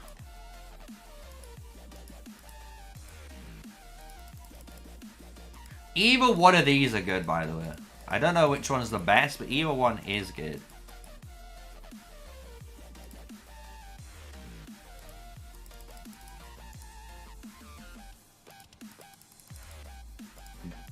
Bro, I didn't know why I didn't pick this. I didn't know why I didn't do this way. And then this. Or if you so the way this looks or is built, it's almost the same as you can imagine, but the difference is like, instead of being a tank, in which you'll notice when I finish it off over here,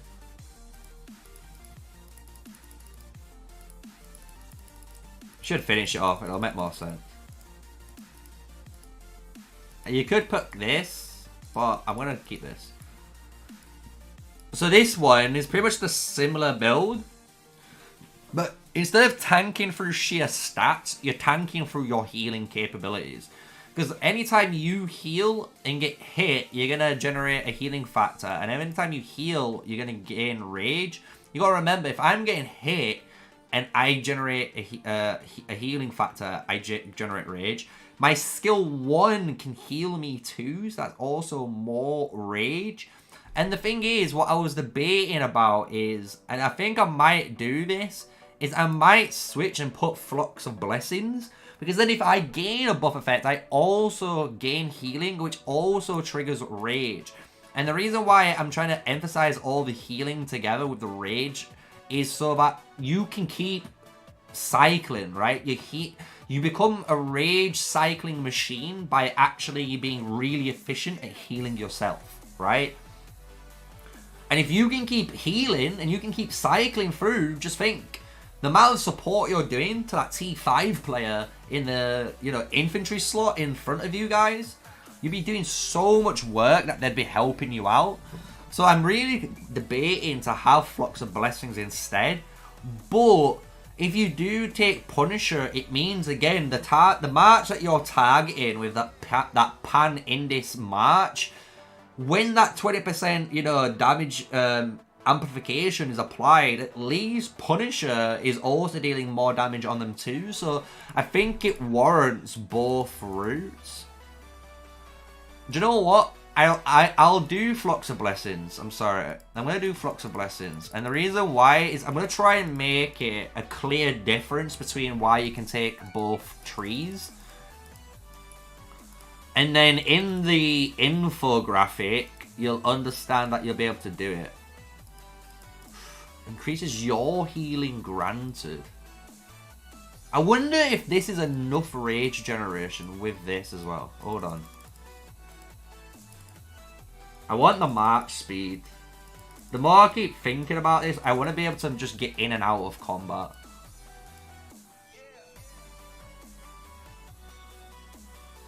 We're going to do it. This is going to be a hyper healing build, but this is healing granted. So that means my healing I give them is better. That's such a good talent. Do you know what?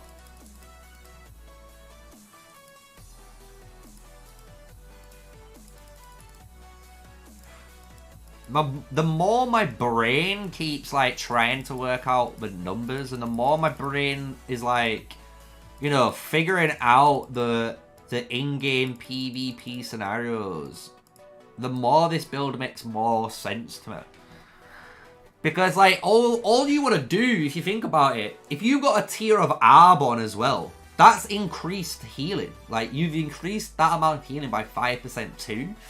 So if your whole game plan is to run Pan Indis, tier of Arbonne, or even something like the Breath of Yargantes as a support artifact, what you're going to be able to do is basically, with this build, is heal yourself really, really high because of the amount of healing increase you get and the amount of healing that's generated.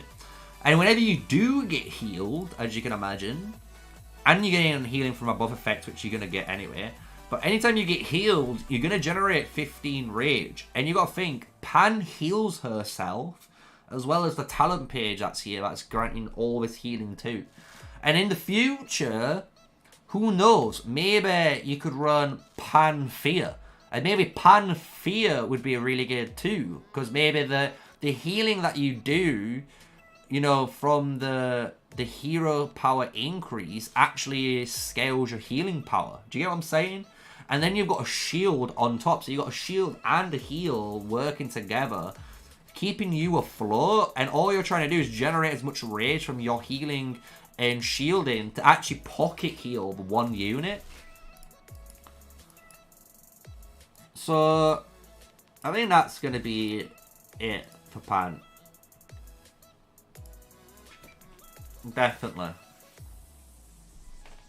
Oh, we ended the overall tree. Ah, penis. Spent too much time on that tree. This is what I mean. When you get into talent builds and you start thinking, you go down a big rabbit hole, guys. Hope you guys have been enjoying the stream, though. If you have, smash a like, comment, and subscribe. I'm here. We've been looking at the charts. If you guys got anything you want to talk about, let me know. Pan heal build, heal rage build.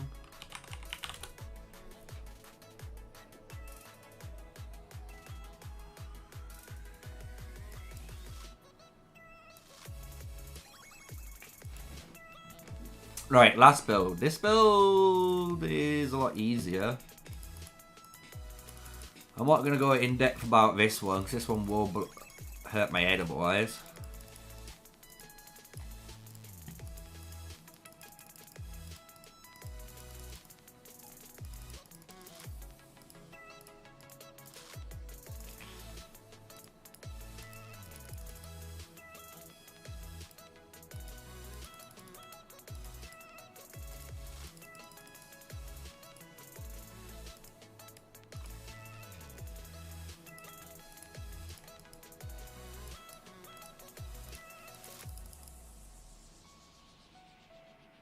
We got so much rage gen there. I'll pick all conquering this time just so we've got it in.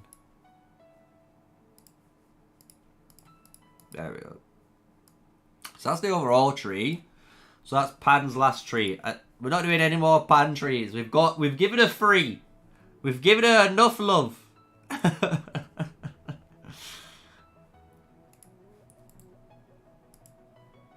Save as Pan overall.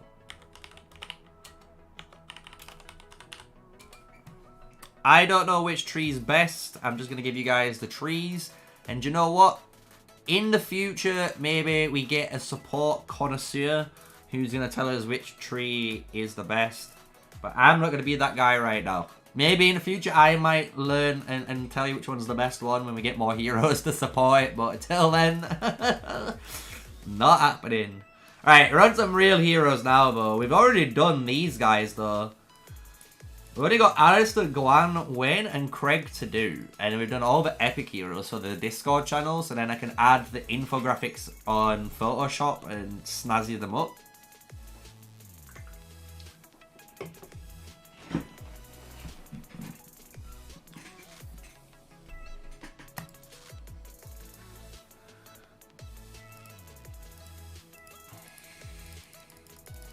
Here we go though.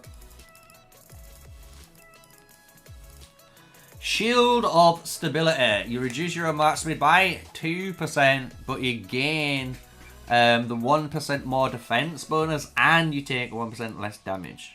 It's a really powerful one. It's the same one that Madeline has, but the beauty of Alistair is I honestly think you've only got 2 skill trees to use, and it's one or the other. I'll go down the first one, which is the offensive tree. So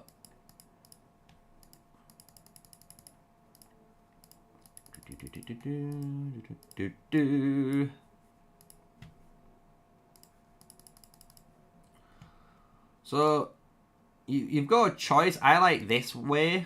And the reason why I like this way, especially in PvP, is because, well, if you like Trample or Entangle, it's really good with Alistair, because if you're running in with, you know, the Rage Generation, Unyielding Rush is going to proc, and if you're going in to try and AoE and kill multiple units, well, if you kill them all, you're entangling them, which is reducing their march speed back to their city, all the way up to 20%.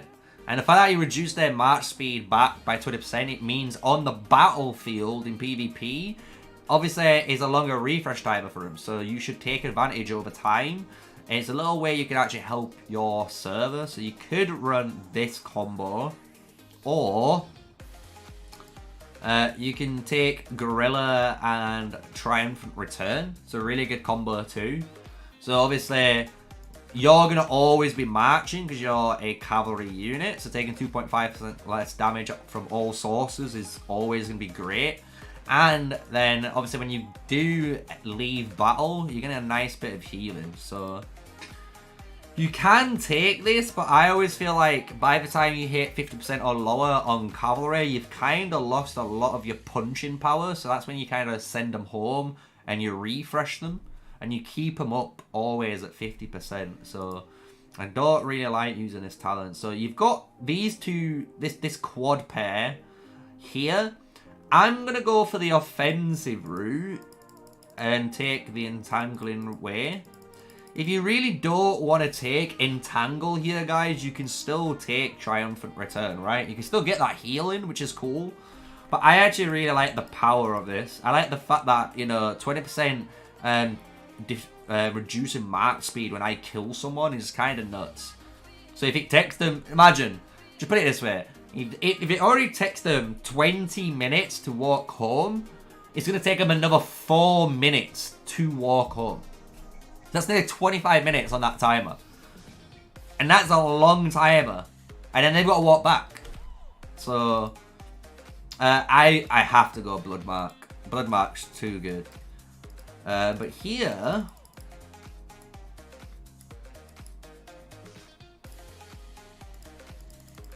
what I like to do with is tank tree with the cav side is to fill out the gap. And what the gap is... There we go, it's that one. So, the thing with cards is obviously they're really good. We get that massive initial burst, which is basically what that cavalry tree is focused on. So the cavalry tree is trying to focus on you exploiting as much damage as you can, as fast as you can, you know, in that first opening window. And this tank side is just basically enhancing in it. So we're gaining a little bit of defense, which you have to take, but we're obviously increasing the skill damage, and we're generating some rage. So after we've done that big hit, we can hopefully get to the second skill cycle quicker than the opponents. And then obviously Unyielding Rush. So when they do eventually hit us, we're going to take less damage from them, which we'll always get because of Unyielding Rush triggering. And obviously you can imagine with one last point, having it in 2% march speed is really, really good. So that's one tree for your big boy Alistair. Whoops. Let's just save that tree if I can make the computer work.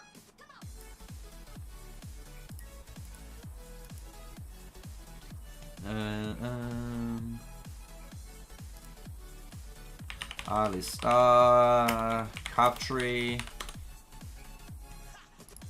And then, as you can imagine, this is the alternative tree. So this tree is more if you are trying to be a little bit more of a tanky bruiser hero.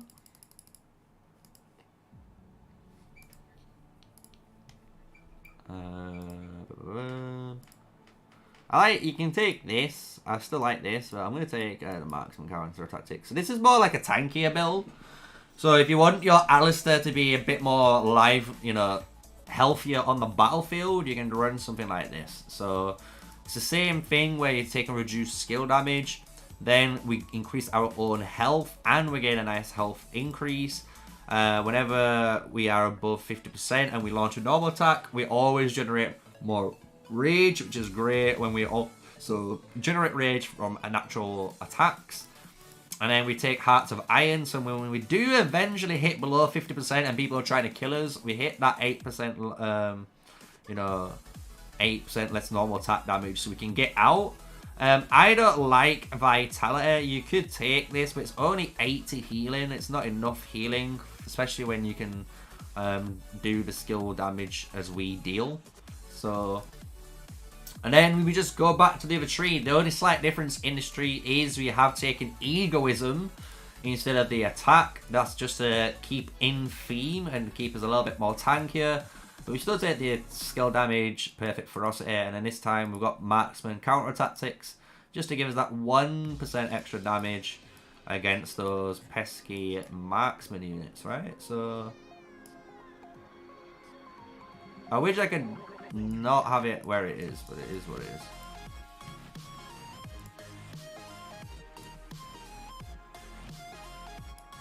That's better. Nice bit of room. You know what I'm saying? I've got to try and make room to type and add stuff in. You know what I'm saying? You know what I'm saying, chat? Yeah, do you know what? I've almost got him. He's the last hero I need to do Neon. And then he will be awakened. And the thing is, his awakening is kind of good. You know? It's actually really good. The fact that you deal and take basically like 10% less damage from each source, it's a really big swing. Like, this is a really good additional skill, you know what I'm saying?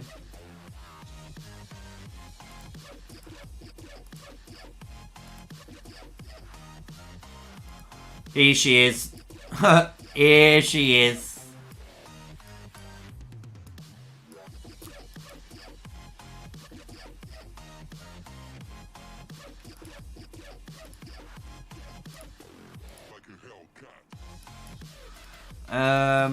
Let's just do the raid build.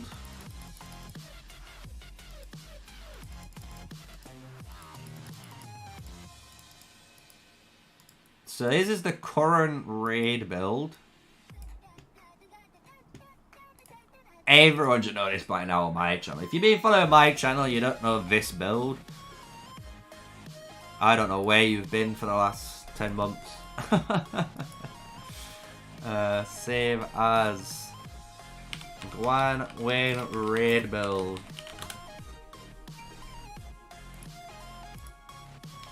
Reset. Boom. Right. Let's make some builds for Guan.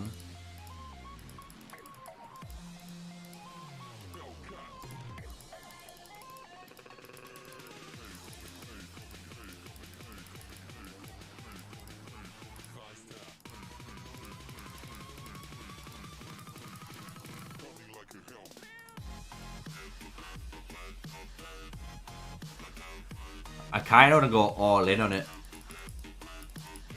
I kind of want to do what it says. I want to be a radical.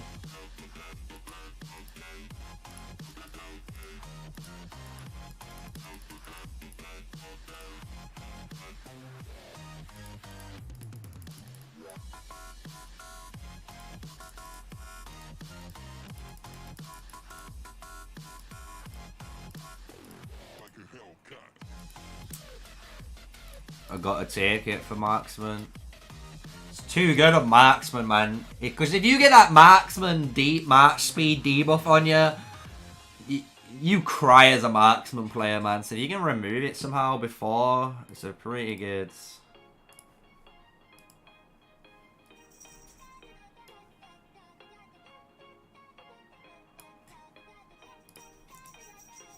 Let's hit save. Another one down. Go on. Win.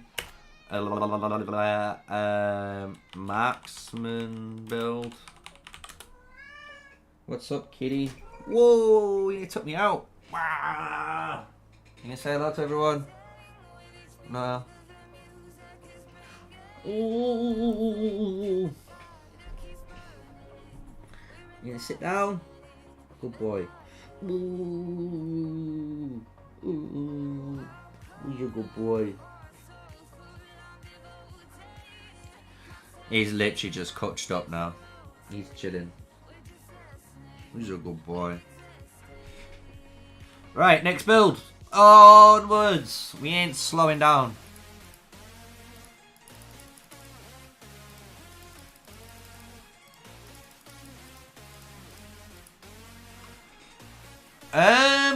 I might make another marksman build. I might make it more normal attack.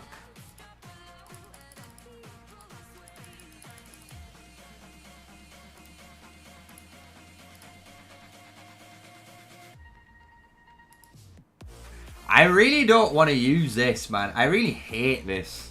People keep telling me it's good, but I don't think it is at all. I think it's dog.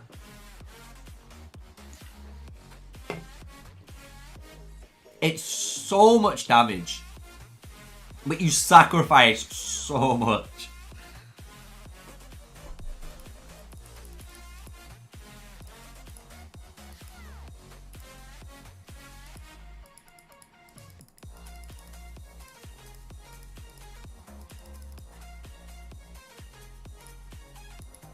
We'll go harvest this time.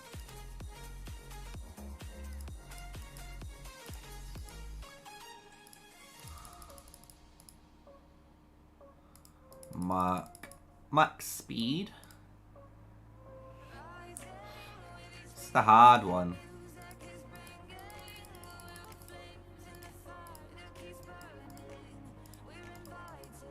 There we go. Marksman attack build. So instead of using and relying on your skill damage, if you want to just rely on auto attacks, this is the build. This is one build, oh well, one of them. There's a better build for auto attacks, I'm just going to let you know, but if you want to try a marksman tree build, that's the one. How are you doing, Devis? Are you all good? Are you all doing, chat? You having a good time? You're watching my brain work and lose its hair in?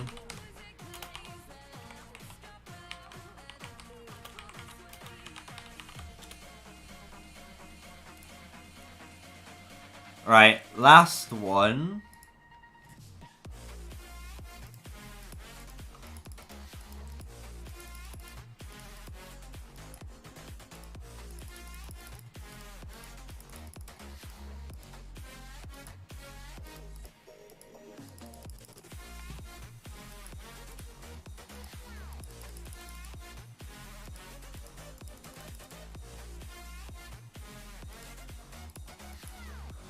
My brain just went shut off then.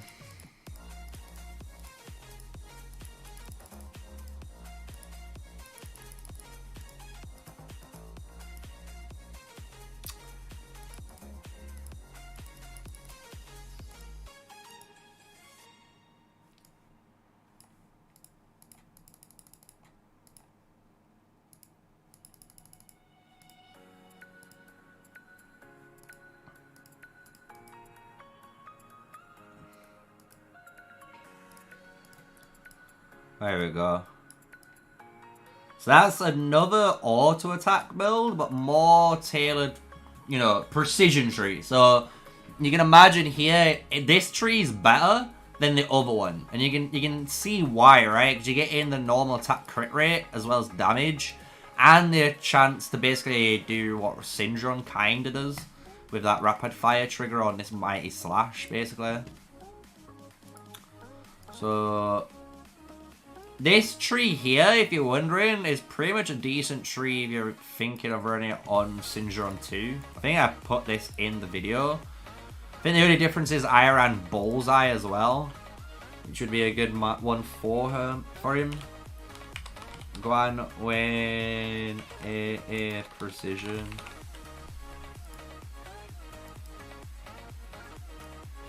We've got one more epic hero, and I've done all the epics. Mr. Craigie, my favourite boy, with Spike. I love it. I love Spike. Oh yeah, this was a build I made, which was interesting as hell. This was for the cavalry. If you're wondering, this is the cavalry build for Craig. I'm saying it now. I'm not giving you the fear one until tomorrow, because that's when the video's out. But the Craig one, this is the Craig one. Oh, it's nasty as fuck. If you're wondering why it's this build, oh no, not the Craig build. I lied. This is not the fear the Craig build. I'll make it after. It's the Craig one works off this one for the cavalry units. This is the marksman, like. If you're using, what is it? My brain can't think, chat. How you doing, MF?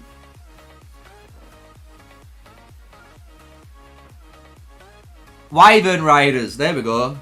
If you're using Wyvern Riders, this is the build you want to use. I don't care. Your Wyvern Riders are dog tier anyways, and this build tries to make them as good as they can be. But I've got to make two other builds after anyway. But I think this is one of the strongest builds for Craig. I'm not gonna lie, because his AoE damage is obscene. So if you actually try and abuse that type of shit, you know, he does loads. I don't know why I put my hood up. I put it up for some reason. Let me... I might need to move the camera as well.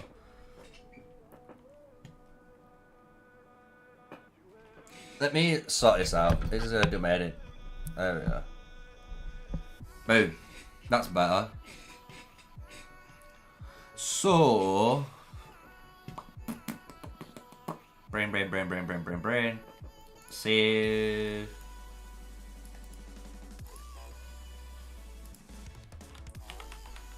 I'm actually gonna call it, as you put it in chat, the Craig Bomber tree, because that's what it is. It just does so much damage. And if you're wondering why this thing does damage, this build, so obviously you got Shower of Blows for the rage skill stuff, but you try to take advantage of Radical and Harvest together. Because when you do the Radical and Harvest buff together, you gotta think, you enter combat and you increase all your damage dealt by 3%, and all the bleed, all the random AoE bleed that's happening is increased by 3%.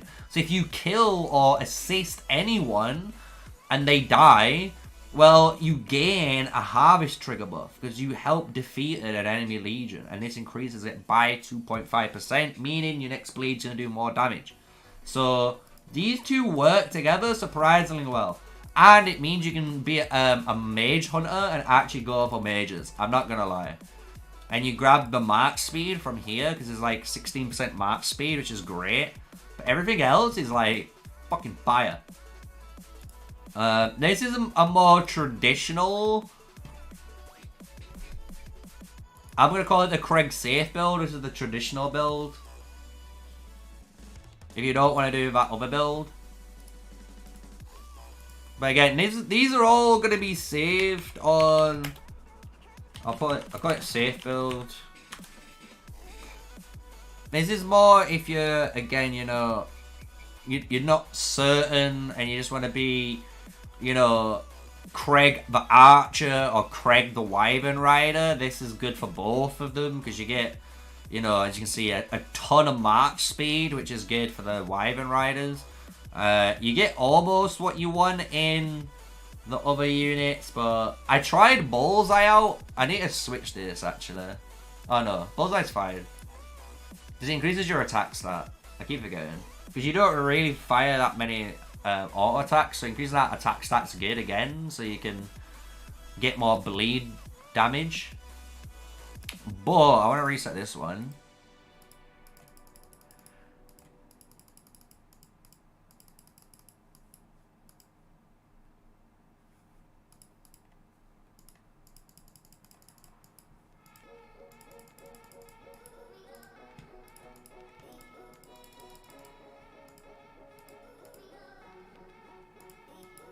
Alright, so now we take Intimidation.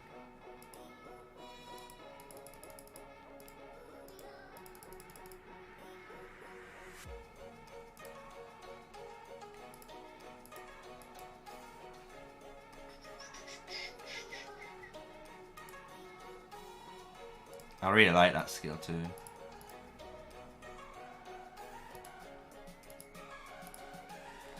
Basically, for the flying cav one, it's all in here. Because all these apply to cavalry units, which is really good.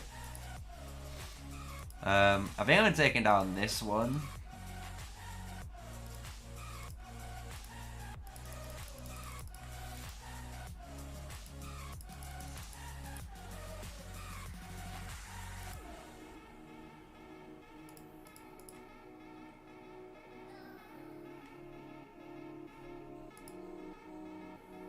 Yeah.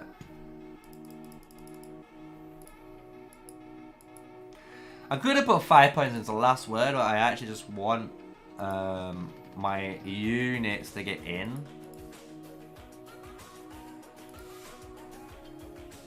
And get out. So I might have to take this too.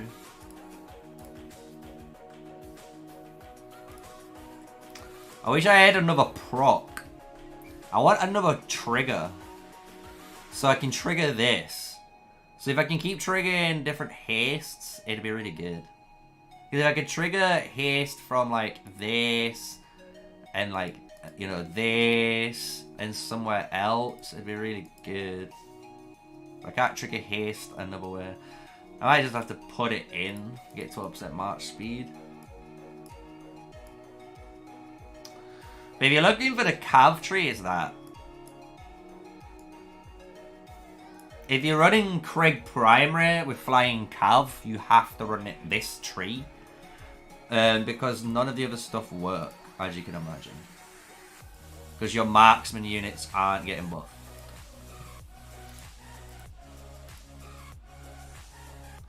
But with Fear, it's a different story.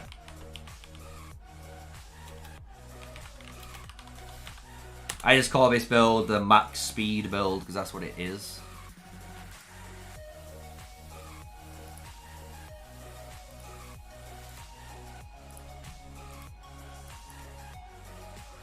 And if you're wondering where your damage is, it's because you run stuff like Victory Rush here, as well as your preemptive preparations. And then with all the attack steroids that you're trying to run with sneak attack, is why it works. You try to get in and out as fast as you can.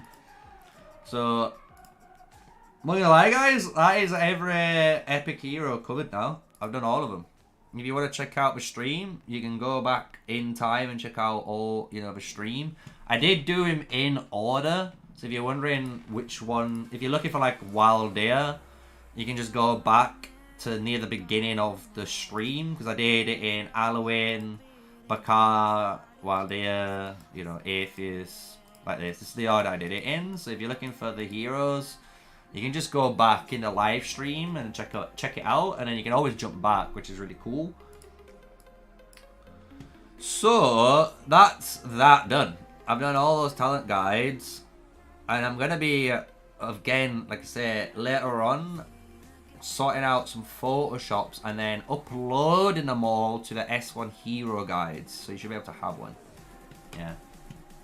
So if you're looking for different hero builds and guides, they should all be there. That's the aim.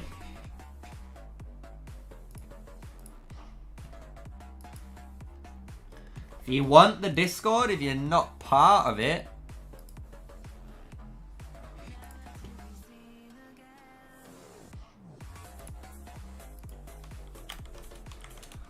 that's the Discord link. Just go and click it, and then if you are wondering what to do in Discord, you simply just need to assign yourself a role. So if you assign yourself a role, you'll be able to do stuff, right? You can assign different roles. If you want to have more fun stuff to do, you can do that. If you're wanting to do more alerts, you can do stuff like that. There's different roles, basically, but just make sure you assign yourself a role, and then you will have completed all of your major sign-up stuff. And like I said, with that, you'll be able to go on Discord. I've got a bunch of guides there already. I've got information for the game there as well. I'm also making my own infographics for you guys soon, so don't worry.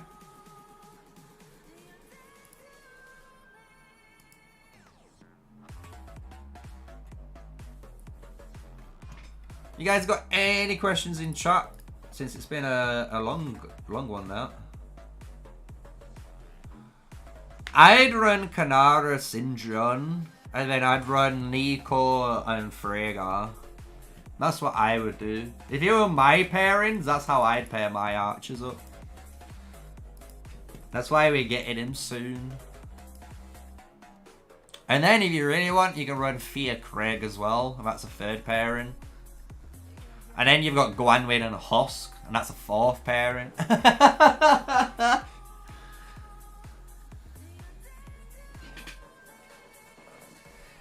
Only one? If you were only running one, I'd run... That's a hard one. Maybe Kanara Freygar has the most value. It's gonna be... It is a hard one. Because it's like, you gotta think Freygar... If you've got this skill up as well, does so much work for you. But, like, Syndra does bear damage. If you've got him 5-1-5-5, and then you've got a 5-5-5-1 Freygar, I bet you the Kinara Syndron would most likely do more. I can imagine it. Because you're hitting more. You gotta think. You hit more auto attacks. And the thing is, if you hit more auto attacks and Kanara's expertise, you get that defense break chance. And the more defense break chance you have, the more damage you're going to be dealing anyway. So...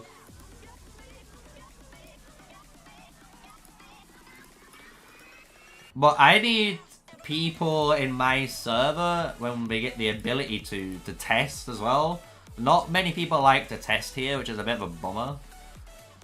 So I'd like to get them to test, like Nico Kanara Awakened versus Syndron Freygar. See what does better.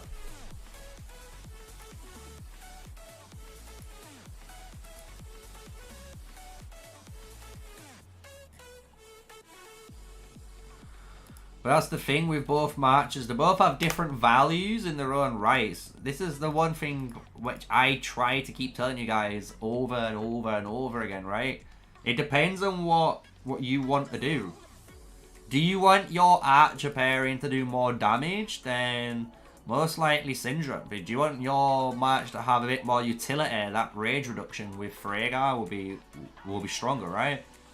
So it depends on in the long term what you want your Archer match to be doing.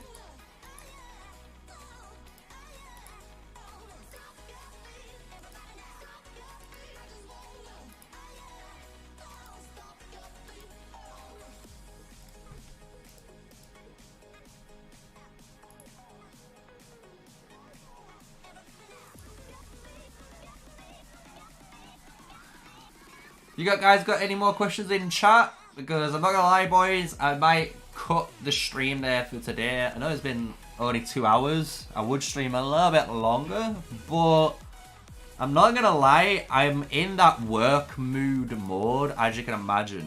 And I really want to just like create those infographics. I also want to make my own infographic for City Hall stuff. So CH16, C3 unlock.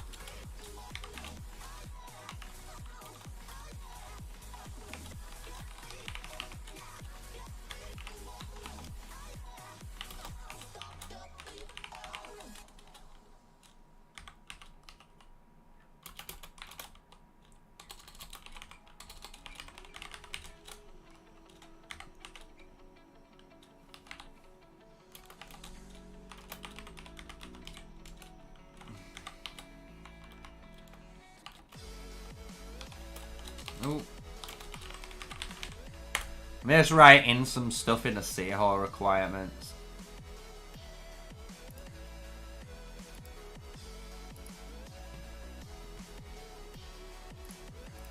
But if you guys got no more questions, honestly guys, thank you for watching. Thank you for supporting. I hope you enjoyed today's stream. If you are looking for an Epic Hero, talent page, check out the stream. It is all throughout, so you can just go back wherever you want, and then all of those will be on the Discord. So if you want to join the Discord server, they will be added on. Currently we already have a bunch of the legendary heroes. We might need to finish off the rest of the legendary heroes, so we'll sort that out if we do after. But yeah, it's been a good stream, man. It's been a productive day. I'm going to do an announcement video soon, guys. There's going to be a really big announcement on the project, and I'm going to test something out. I might stream on a different platform, because it's a little bit easier on that platform to get associated, and potentially it might be a better platform to stream on, while YouTube can be, just for content. So we'll soon see. With all that, I hope you guys have enjoyed it. We're going to be doing a load of stuff, so I hope you guys have enjoyed the content I've been providing so far. We're going to be everywhere. We're going to be making more. If you guys got any suggestions, remember, slap them in the comments. If you are a member, so if you're like an actual member, that pays a $1.99 sub fee every month. If you guys come in the members only community area, you guys as well, you do get a priority on the videos. So if you guys want a specific video made, that's another way of doing it. So just let you guys know that. But if you're looking to support, there's loads of different ways, guys, that you can. Honestly, you can support the channel by hitting the like and pressing the sub button. Those are free. You can also hit the join button and join the Sneaky Army today. That is a paid subscription per month. That supports me. You can also do, once my robot wakes up, you can also, if you want to support me directly, I think if it works at the moment, the donate one, you should be able to basically donate to me through PayPal. So there's a few ways we're trying to get out there.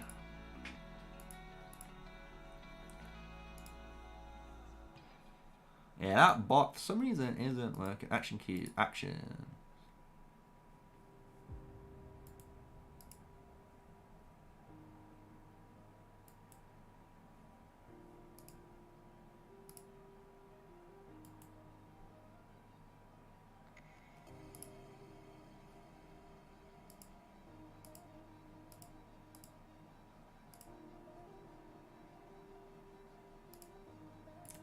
Yeah, that's why. Edit, issue massive, action.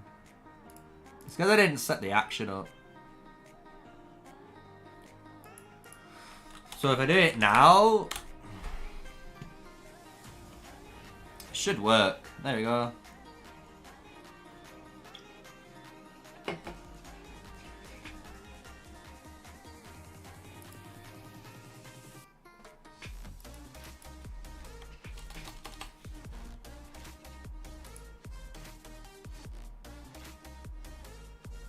There we are. So that's it. That's everything you're going to need to know today. I'm going to end the stream, guys. Thank you again for watching. If you want to support, I've just gone through all the different ways. And thank you for supporting the channel. It has been growing absolutely tremendously. So thank you very much. And with all that said, we're going to keep pumping out the content as you guys love to see. We're going to keep making more and more videos so you guys can learn. And like I say, we're going to be making a ultimate guide as well to Call of Dragons and a ultimate guide to how seasons work in Season 1 to Season 1 Plus and the near future. So hopefully those two guides conclude everything and make you guys basically understand how to play the game. So, thank you for watching. Smash a like, comment, and subscribe. And until next one, stay safe, stay sneaky, and enjoy the rest of your Monday, guys.